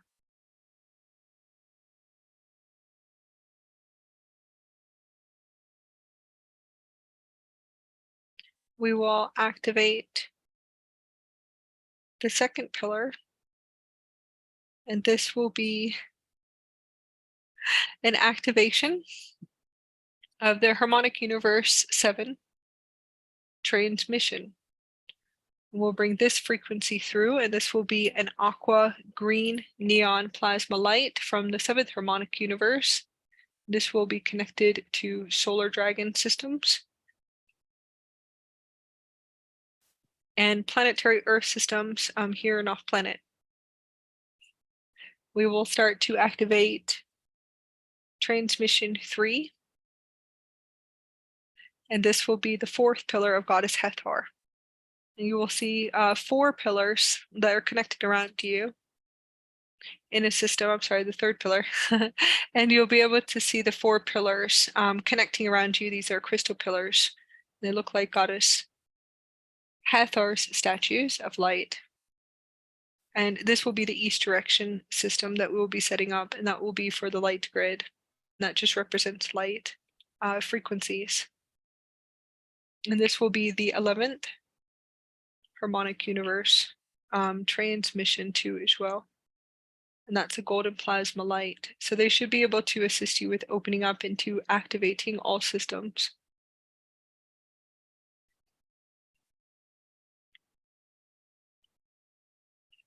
And to activate a higher frequency for two-way communication.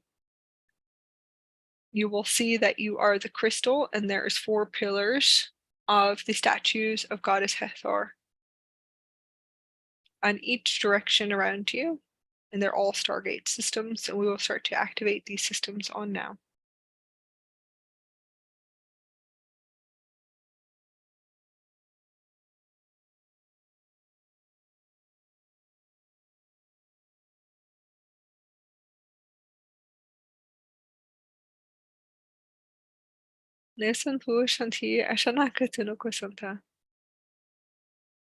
We're going to transmit codes, and these will be frequency Stargate codes through Star Portal technology.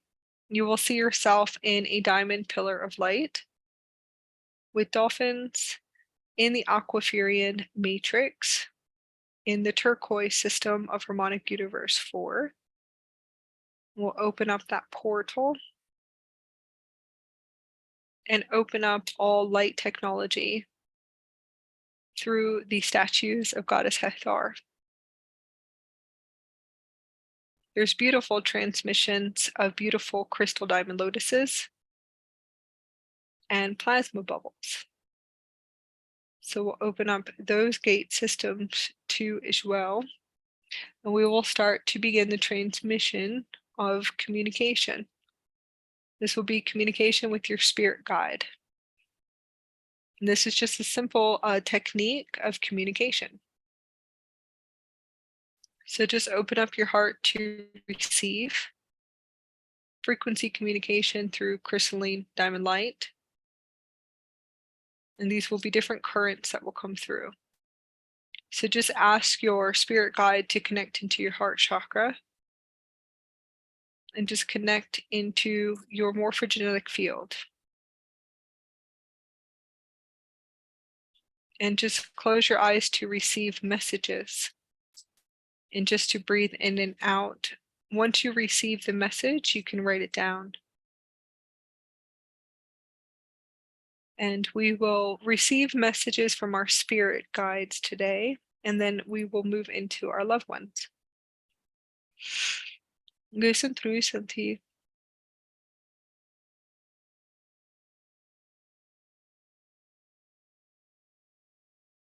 Listen to no Shanaku Santino Kushanakata.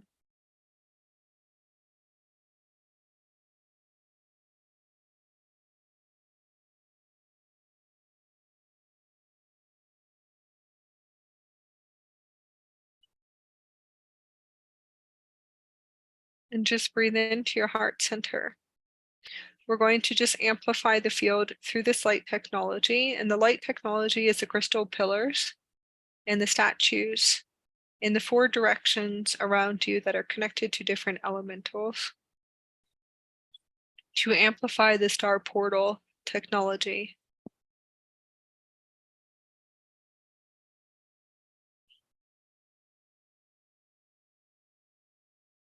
As we open and amplify the field, you'll be able to receive messages from your spirit guide.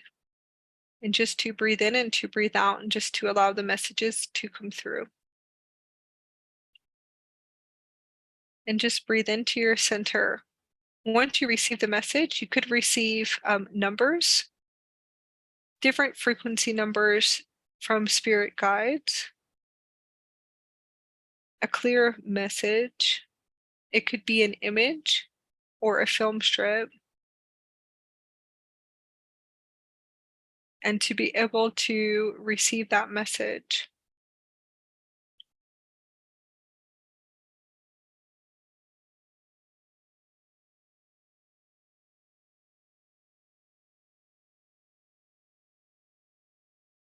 And to breathe in and to breathe out.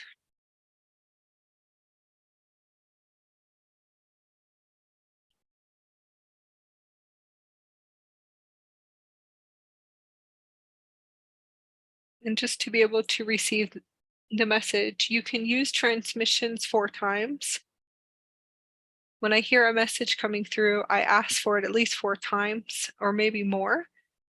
So I just ask them just to repeat it 3 to 4 times or 7 times.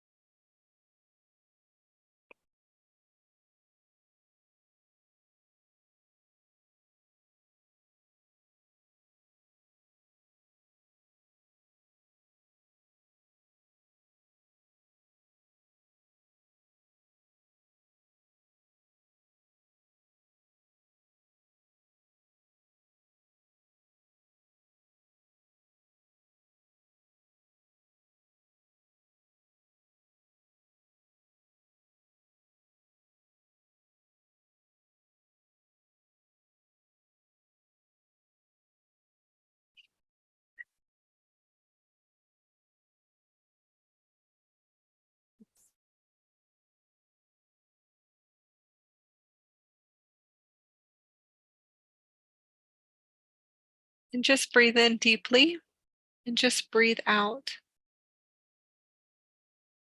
When you're connecting to a spirit guide, you can always just ask them very gently and just ask them if there's any repairs that you can do for them, any distortion repairs. Is there any soul repairs?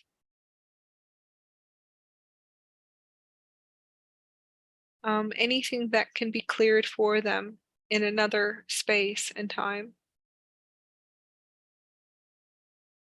I'd like for you just to breathe in and to breathe out.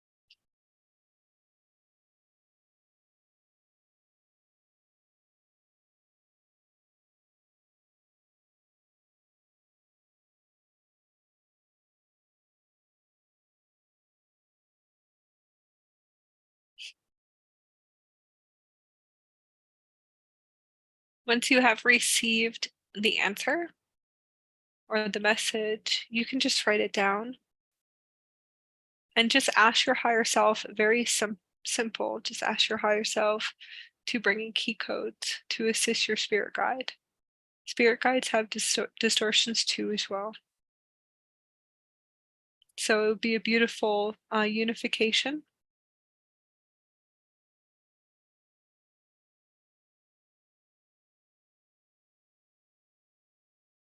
A sacred union to assist them too as well.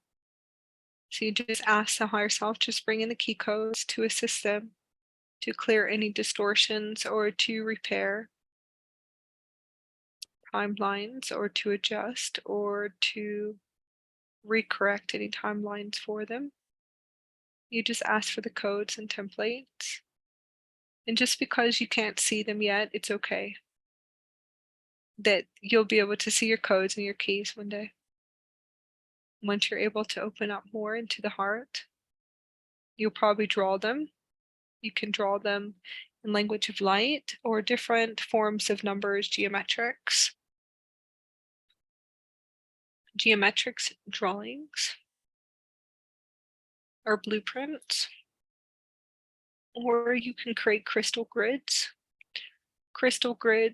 or work with oracle cards to bring in your key codes to assist them. Now, I'd like for you just to breathe in and to breathe out, and just to connect into your heart center. I'm going to move into our second transmission. The second transmission will be for your ancestral line and for loved ones that have ascended out of the body, that have crossed over or graduated, and they're in their graduation to transition to the next Earth system or off planet, or just to return to back to source as beautiful starlight. So this will be the second transmission for messages. And I usually teach everyone just to have a sketchbook ready, just to jot some messages down just in case. Or you could just open to receive and go back into this transmission later on.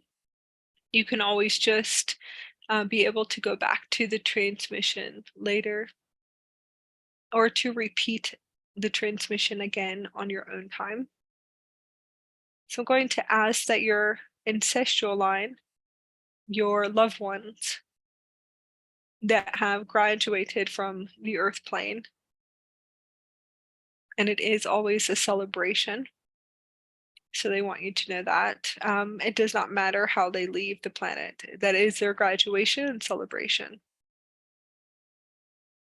and that they have graduated very fast, and that they are ready to access their higher wisdom gate. And this is all just their blueprints and structures, so they'll show you this now. And they're going to connect into your heart chakra and connect into the brow chakra. This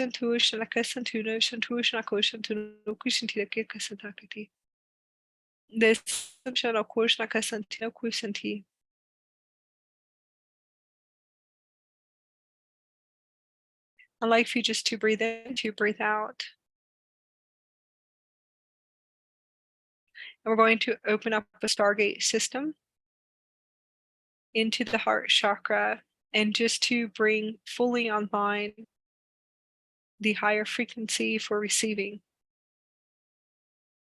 The Aurora Councils will assist with transit portals, and to open up 7 transit portals in this group session into the system, please.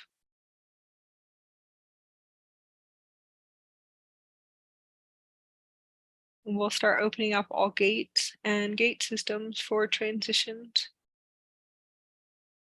of souls too as well.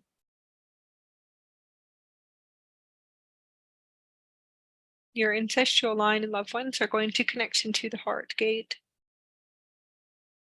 And we're going to start receiving messages. If you have a question, you can ask them, and ask them the question and start to receive the answer. This will be able to assist you.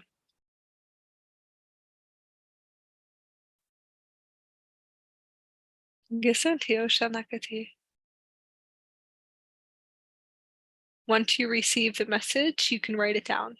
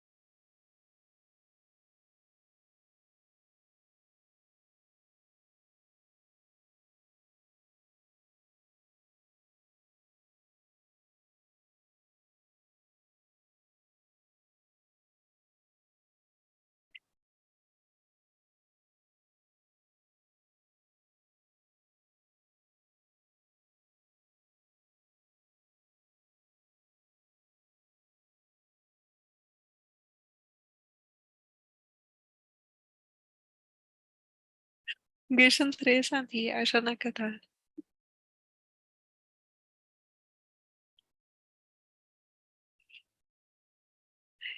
Gerson 3 Santi Ashana Katal. And just to receive the beautiful messages.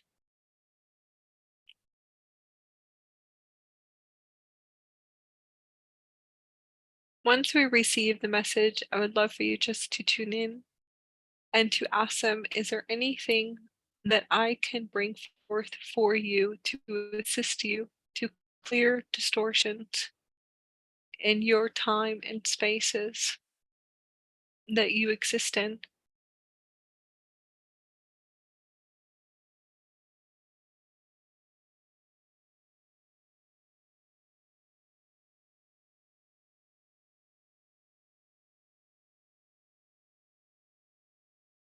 Once you receive the message, you can just bring through key codes and ask for the keys and the key codes and new codes and templates to come through to assist your ancestral line and loved ones that have graduated and ascended out of the body from this earth plane.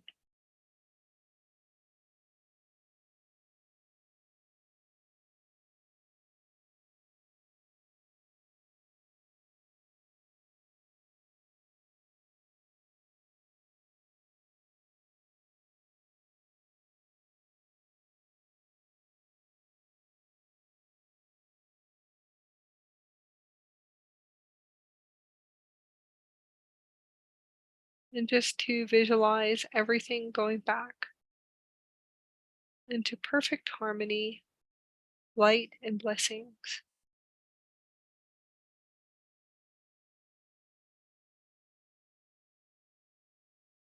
And just breathe in and out to make that deep connection. Say thank you so much for opening up a beautiful space for me to be able to remember my abilities again.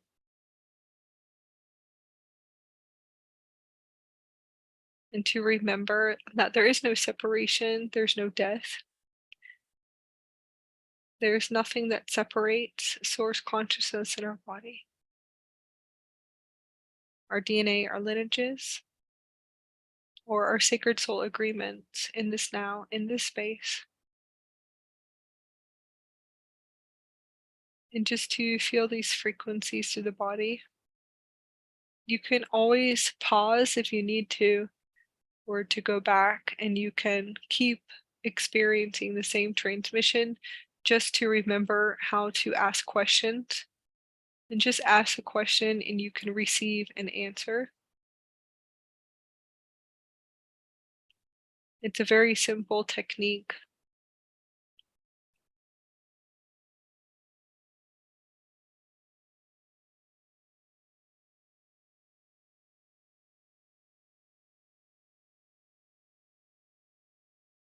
We can just close this channel down. I'm going to go to the third transmission. The third transmission is going to be for the Ancient One, which is your higher self. This is a past life and a previous lifetime. Now let's see if we can pull up in the Akashic record today, the one that needs the most assistance with distortions or soul contracts that you have to resolve in your physical body, and to be able to resolve from a previous lifetime to restore pure love and harmony.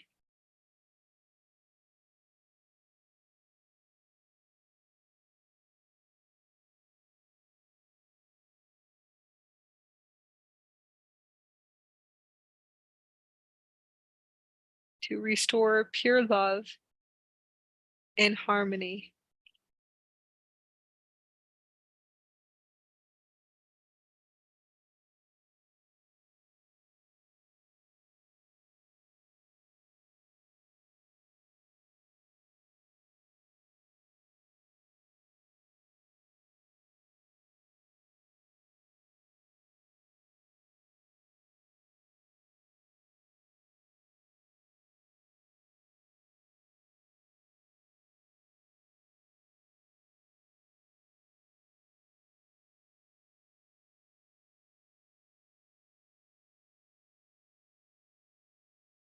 I'd like for you just to connect into the heart chakra.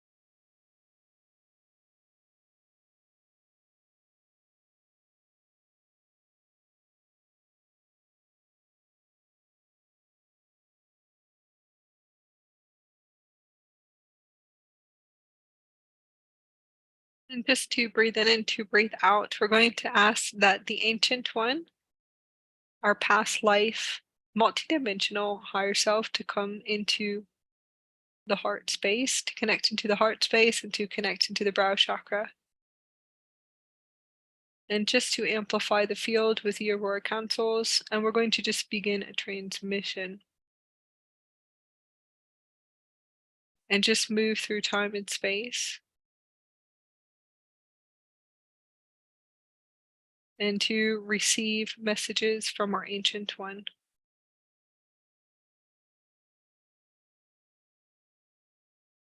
To be able to pull up the Akashic record and to see the trauma center in the physical body. the energetic distortion, the frequency discord. It could be corruption codes or a discord frequency that is running, that is creating the same collective timeline or same creation of soul contracts and different energetic patterns, unresolved energies in the body.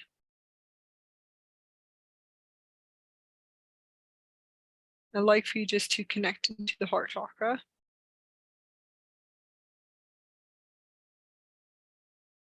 We definitely want to see if we can receive a time and space, either here or off planet.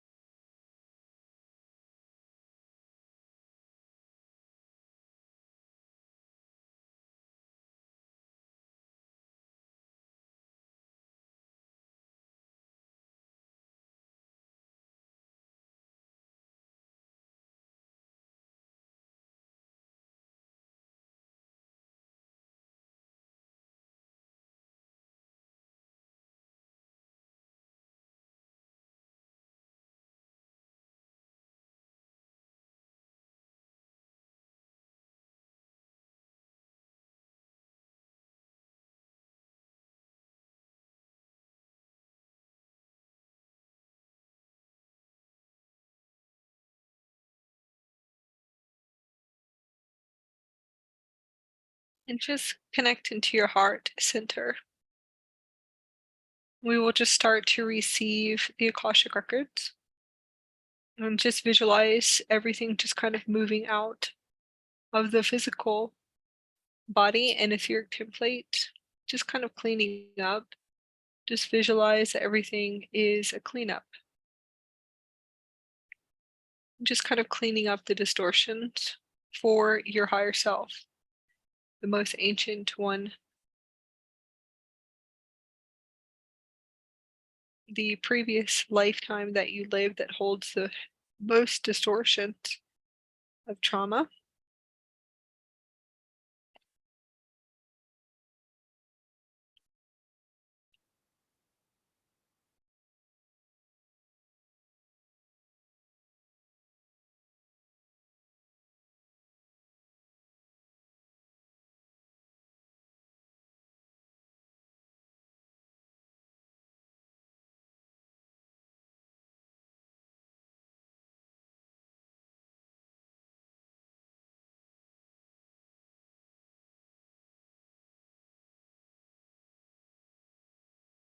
And just breathe in and breathe out, and you'll be able to receive the transmission and just receive all messages and any messages, all messages from that space and time and from your higher self that is the most ancient one.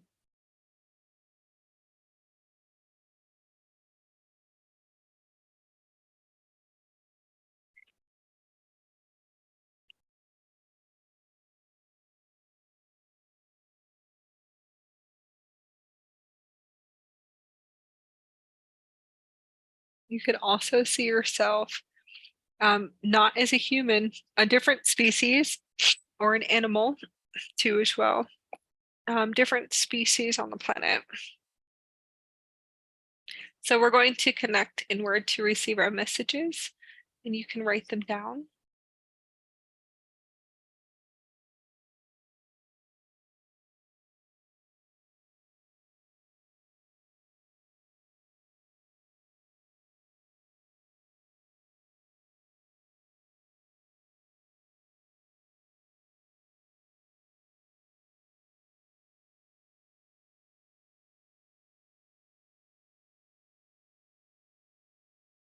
And just to connect into the heart center.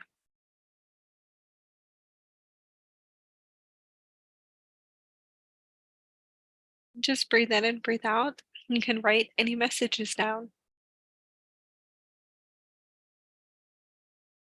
You might have received some dates,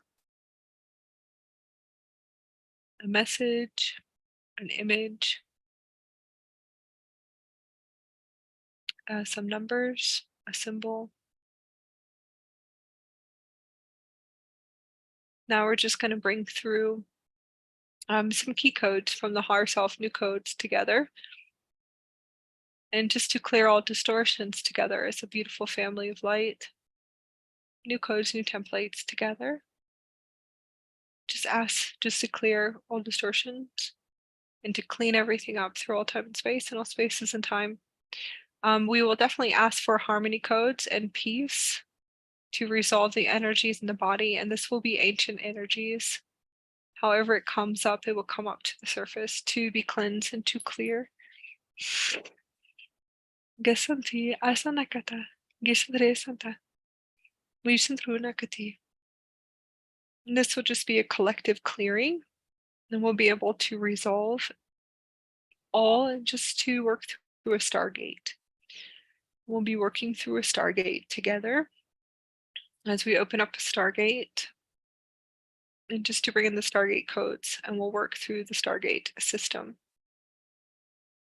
And this also could be different warps in time, and see if we can just repair through our light body systems and our ancient keys, and to repair the system to harmony and oneness, and we can wrap up the contracts of the soul agreements in this lifetime. And to be able to transition the energetics and distortions out of the frequencies of our physical body and our etheric templates, and to unify all as unity consciousness into one vortex. And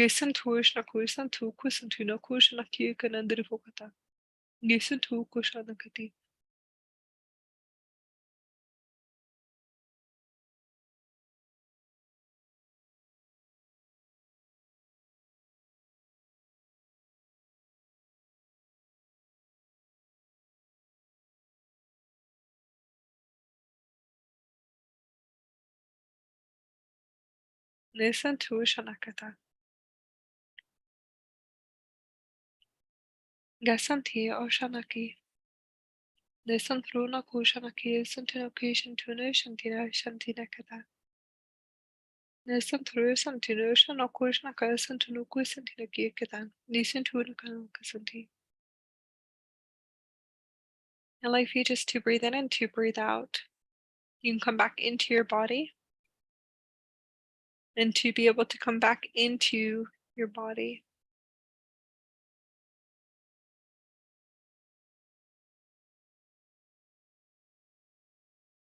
And we're just going to close up the session.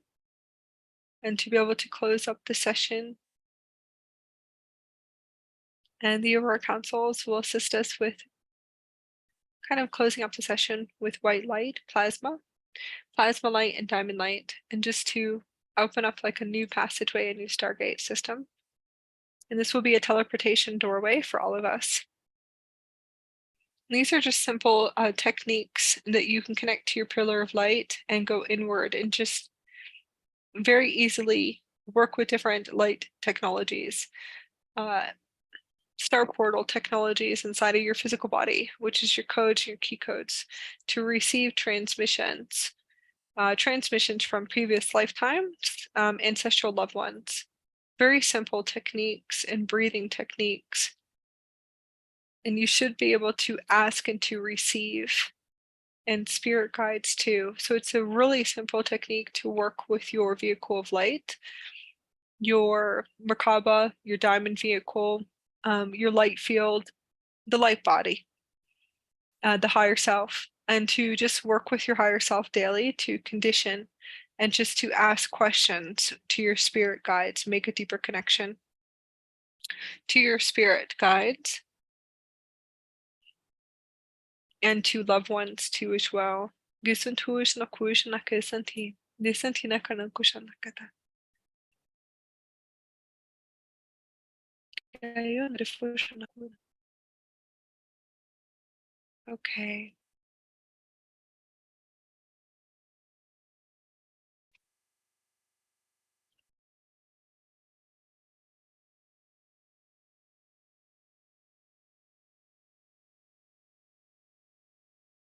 There's a few frequencies.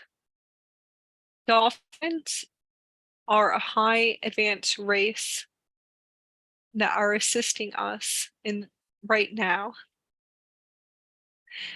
in this space, and they will definitely assist you with communication to ancestors, loved ones, spirit guides, and to previous lifetimes as well.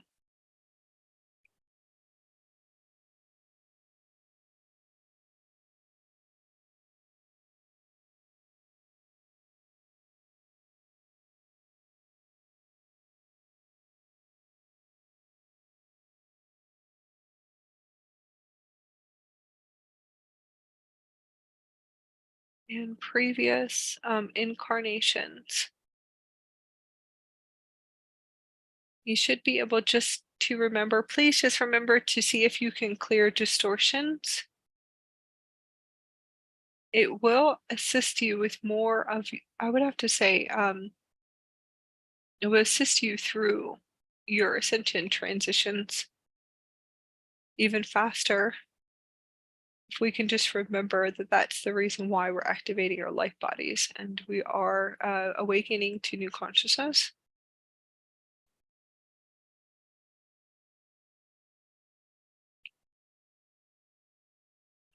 That's fine, I can show that too.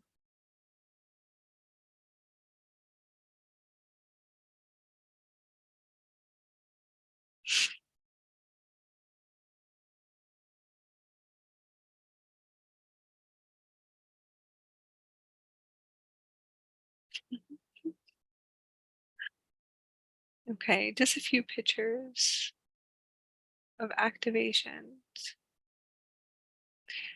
This is a beautiful picture I wanted to share real quick. This is actually how we see light coming through the pineal gland. Different forms, teleportation, but teleportation is a lot faster. So this is what we see in light frequencies when we do communication or speaking now. So anytime we're speaking, we speak through light. And we all, I believe we have, but this is more plasma light. So when you're communicating, you really are communicating to star particles from spirit guides and also from ancient ones. So you will just see star particle light and diamond light frequencies and geometric patterns, very similar to this. Even when you're communicating to souls, souls have crystalline light and beautiful star particle plasma systems. And they all do, and spirit guides do as well, unless they're on a crystalline system, but it's okay. So you will see this most likely through your diamond third eye for many years. It's really beautiful. And this is actually how I communicate. I translate. I'm able to translate through star portal technology, translating through light grids that look like this when I close my eyes, and that's all that I see. So usually that's really all I see when I close my eyes through the diamond grids, and that's actually how I communicate new patterns, and not always. So I don't really feel I have anything to share unless it is amplified in light, like that picture. There's gold frequencies. This is what they wanted me to show you. This is the light body. So when we talk about the light body in your morphogenetic field, these are the geometrics that are on your light body. And you definitely will not have a face. So when you activate your light body fully and you start to bring everything online, you're going to see different types of geometric patterns, and most likely you won't be able to see your nose anymore because all you're going to see is portals. And these are portals to the universe and to the multiverse. And this is natural. So this is all crystalline plasma DNA upgrades. It's very natural. It's all just light body activations. When I say natural, we do not access this through any type of substance or hallucinogens at all. So I do want to share that there's no hallucinogens ever being taken, that this is just natural plasma crystal DMT that is activated within your physical body. Brain centers, yes, but there's other points in the body too as well that it can be activated, and also the hair center, the heart centers. So it's accessible organically. So this would be organic. Organic would be with no substance, and you should be able to see everything. And it's fine if you use psychedelics or whatever to expand your consciousness, and that's okay too. It doesn't matter. But your higher self eventually would like for you to transition to more of an organic way of seeing your light body.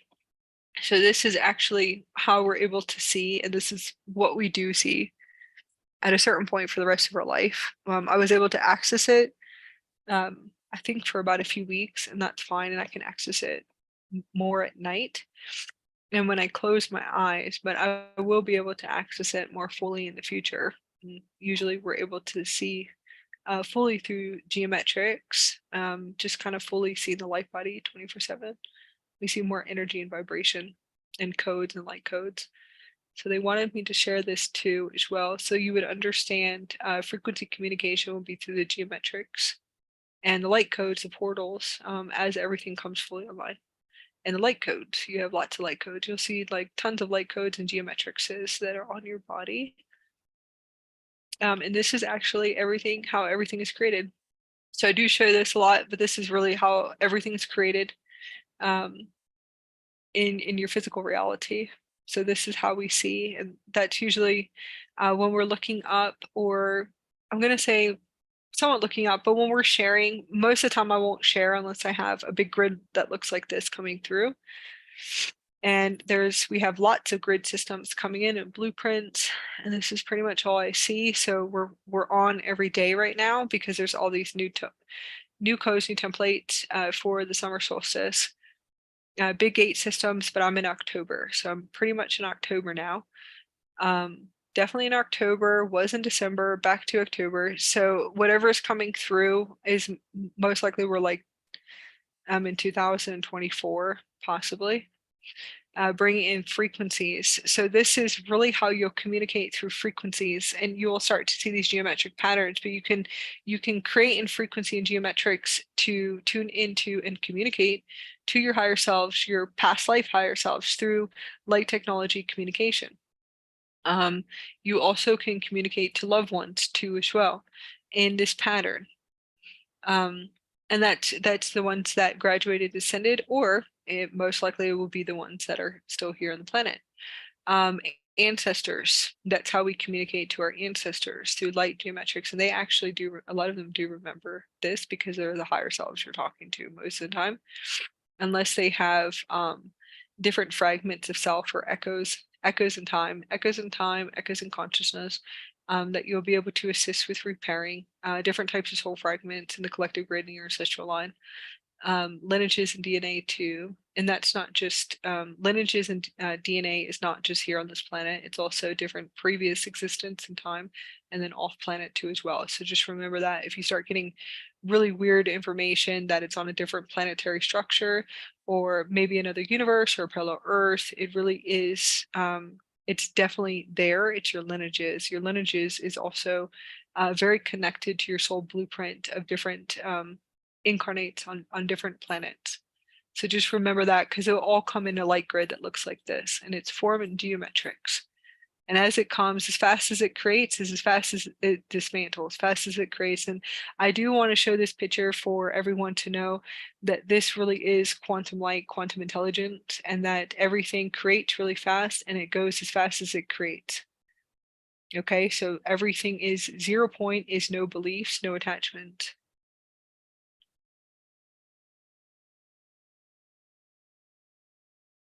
So I wanted to share this picture just so you would you'd be able to fully integrate into embody quantum light existence. Quantum living. What is quantum living? And just to see that form, that geometrics, comes really fast and it dissolves, comes really fast and it dissolves, comes really fast and it dissolves. So everything's gone, comes together and it's gone, comes together and it's gone. So if you are continuously creating and creating the loops in your head, because it's just loops in your head, and it really just is. So it's from an old system in an old blueprint system. It's just really simple, okay? If you feel as if that this is what you exist in, and you're not able to let go, and you keep telling yourself the same stories and the old stories inside of your physical body, see if you can tune in to this picture, this geometrics. See if you can kind of rewind and always go back just so you can see this visual. See if you can kind of activate this in your field to assist you with removing those old systems and old stories out very fast. Just kind of visualize a light grid or light codes assisting you, because those are most likely going to be attachment, and it could be in the etheric templates from different times and spaces. So in the quantum fields, anything that is a cord strand, I'll show you that too. So I'll let you guys activate for a minute with this picture, then I'll be closing the space. So everything creates, and this is how you'll see when you close your eyes, you'll see this light grid for a very long time closing your eyes. And then one day you'll actually see it all the time outside of your body, and it never goes away. You'll see diamond crystalline grids, kind of like you're in a deep space, and that's what they call the deep space activations. And you'll be able to see everything all the time, just creating a geometrics, and you'll remember, you'll see yourself as frequency, energy, and vibration, and that's quantum existence. It's actually really beautiful when you tune into it. And there is like a center point. I do feel like the center point is us. We're just like a little speck, a little tiny speck. Okay. Moving into, okay, chords. This is a good picture.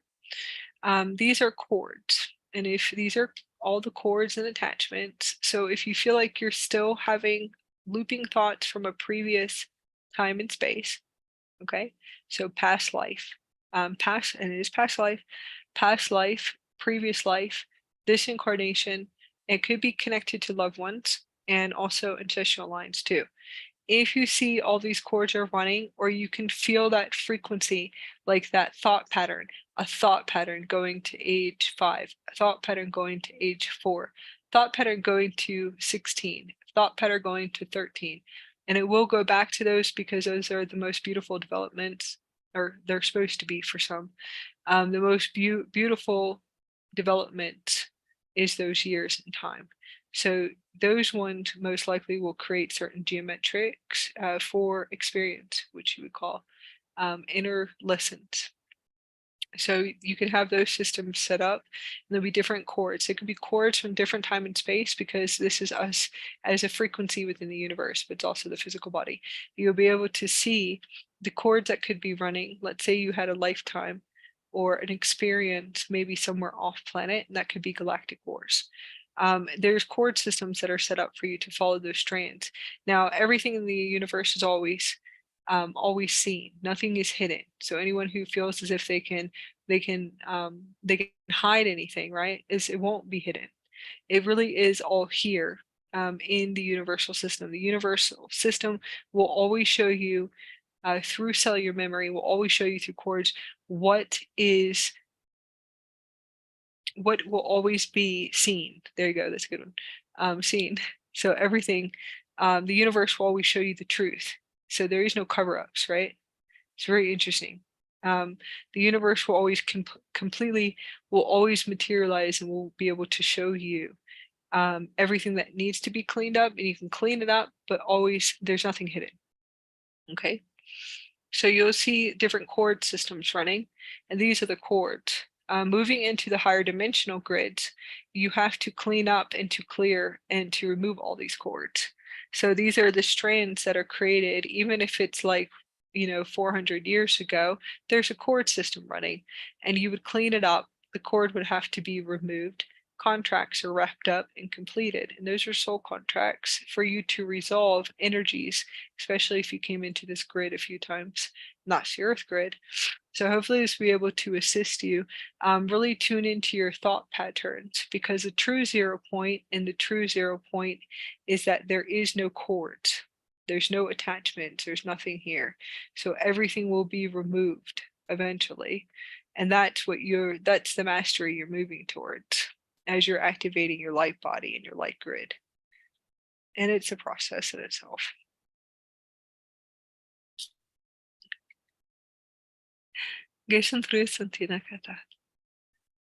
Okay.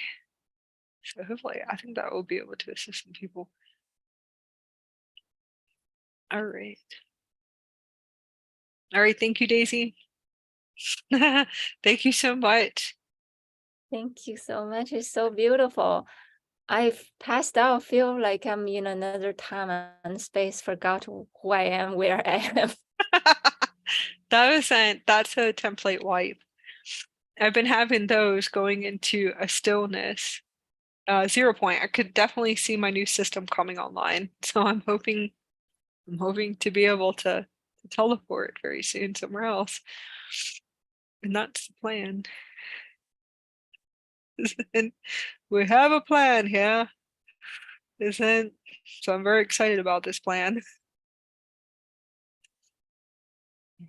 Listen to and it's like a star, it looks like a flying saucer. And I was like, I think everyone's ready, and we'll just kind of activate the teleportation codes, and we'll be able to materialize somewhere else.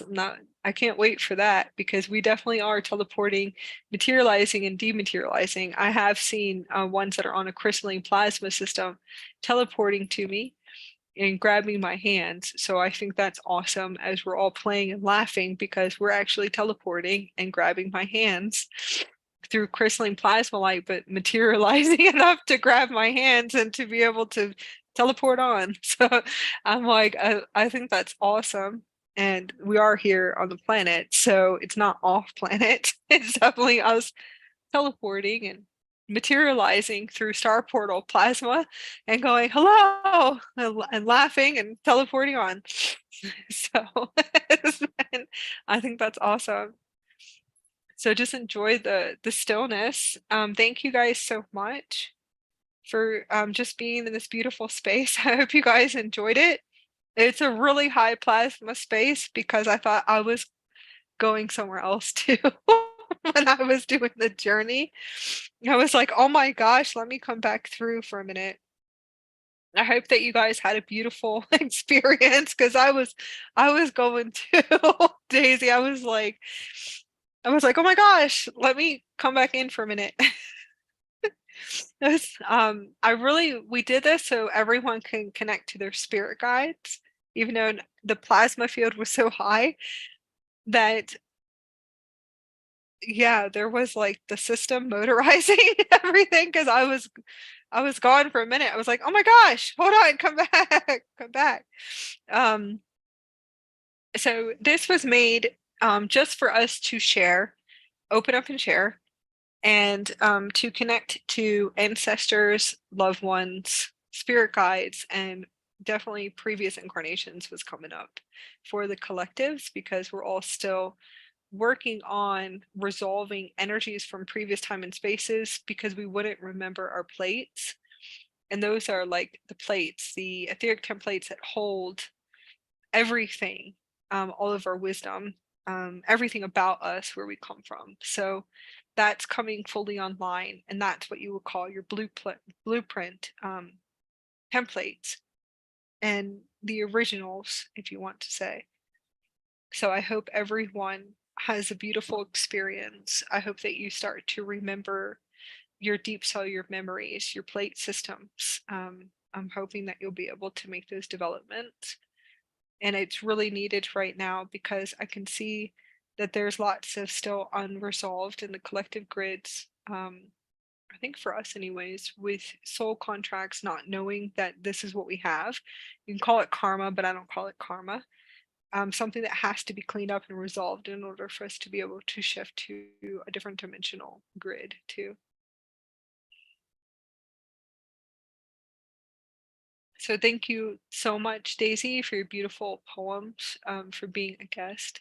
Thank you for your wisdom, your light, your harmony, your blessings, just like all of your Buddha child. Thank you so much. I'm very excited just to be with you in this space. Even though there's so much plasma between all of our activations, even everyone in the group. So thank you so much, everyone that's tuning in. That there's like plasma balls everywhere when I close my eyes, all of us activating each other. Even if you're in this space or you come in like years later, you're still in our space. So it's a huge activation. Daisy, if there's anything that you would like to share, I would truly love that.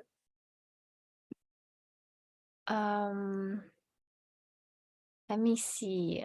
Maybe closing with that poem about like Om, chanting Om. Would that be okay? I know I Yes, shared before. you can share anything that you want to. Okay. Yeah. So just that place of Om, where burst all sound and where burst our own soul singing. So this is a poem. I use it as a closing. Om.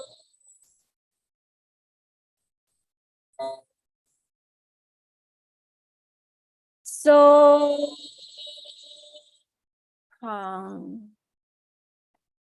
I am that. I am that big smile on a sunny, breezy Sunday morning. I am that pink lotus flower blossoming out of my inner heart. I am that unfurling soft palm of a newborn baby. My soul is that. My mind is that. My heart is that. That breathing life force of clear water, blue sky, green mountain, golden sunset, and seasonal changing colors. I am that gestating, pulsating, fertile, and visceral life force of great Mother Earth. I am that deep inner child holding a sacred treasure box within, together with some dream, some magic, and inner mystery. I am that spinning, spiraling soul dance of my inner prismatic universe. I am grandma's big, grand Christmas party, welcoming everything and everyone back home, indulging myself with a heartfelt meal and a deep, soulful breath drink. Drink it up, all for one and one for all. I am everything and everyone breathing in and out through the conscious, pre-conscious, and unconscious mind of me. I am one with infinite Om, the ocean of oneness, the ocean of love, peace, and joy. I am that. We are that. Thank you.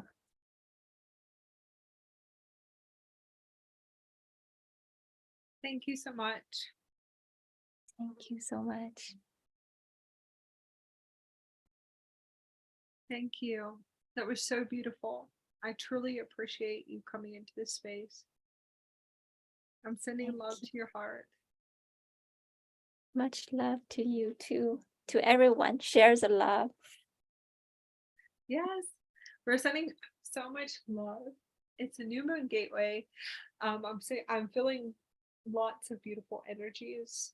I hope that it transitions to lots of bliss as we unify for the next few days, because the frequencies are really high. And it's lots of beautiful activations, Syrian activations, and also remembering. So just remembering all of this beautiful magic that's accessed in the higher dimensions, in the fifth dimension and higher dimensional grids too as well. So I'm sending so much love to everyone.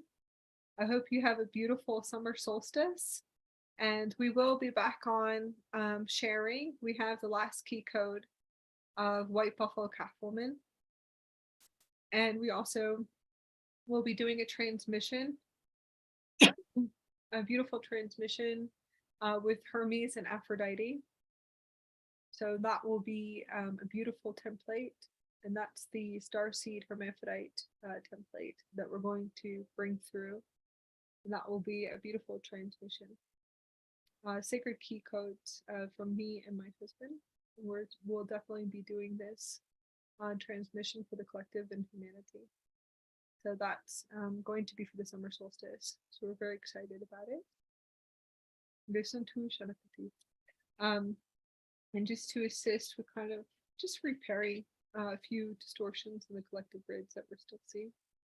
It'll be a beautiful transmission. Now I'm sending so much love to you, Daisy. Thank you so much for coming on.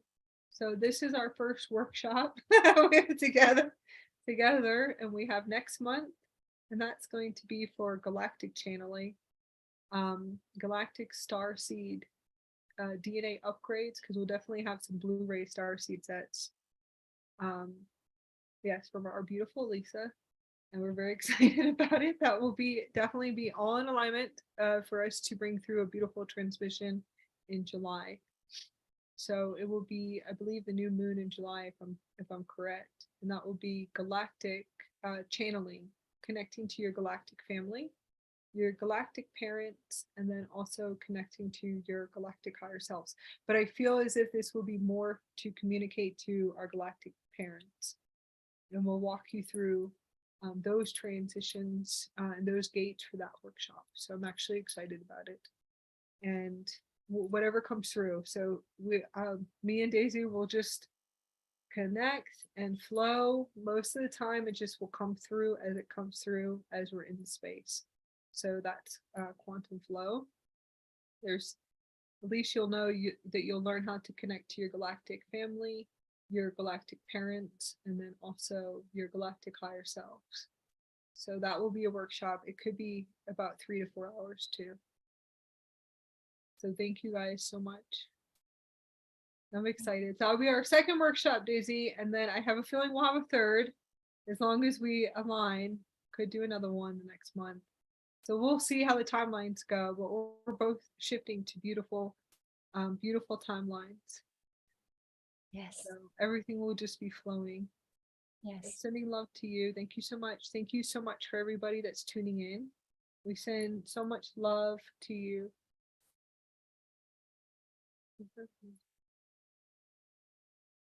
Thank you. Love you all so much. Thank you so much, Akasha.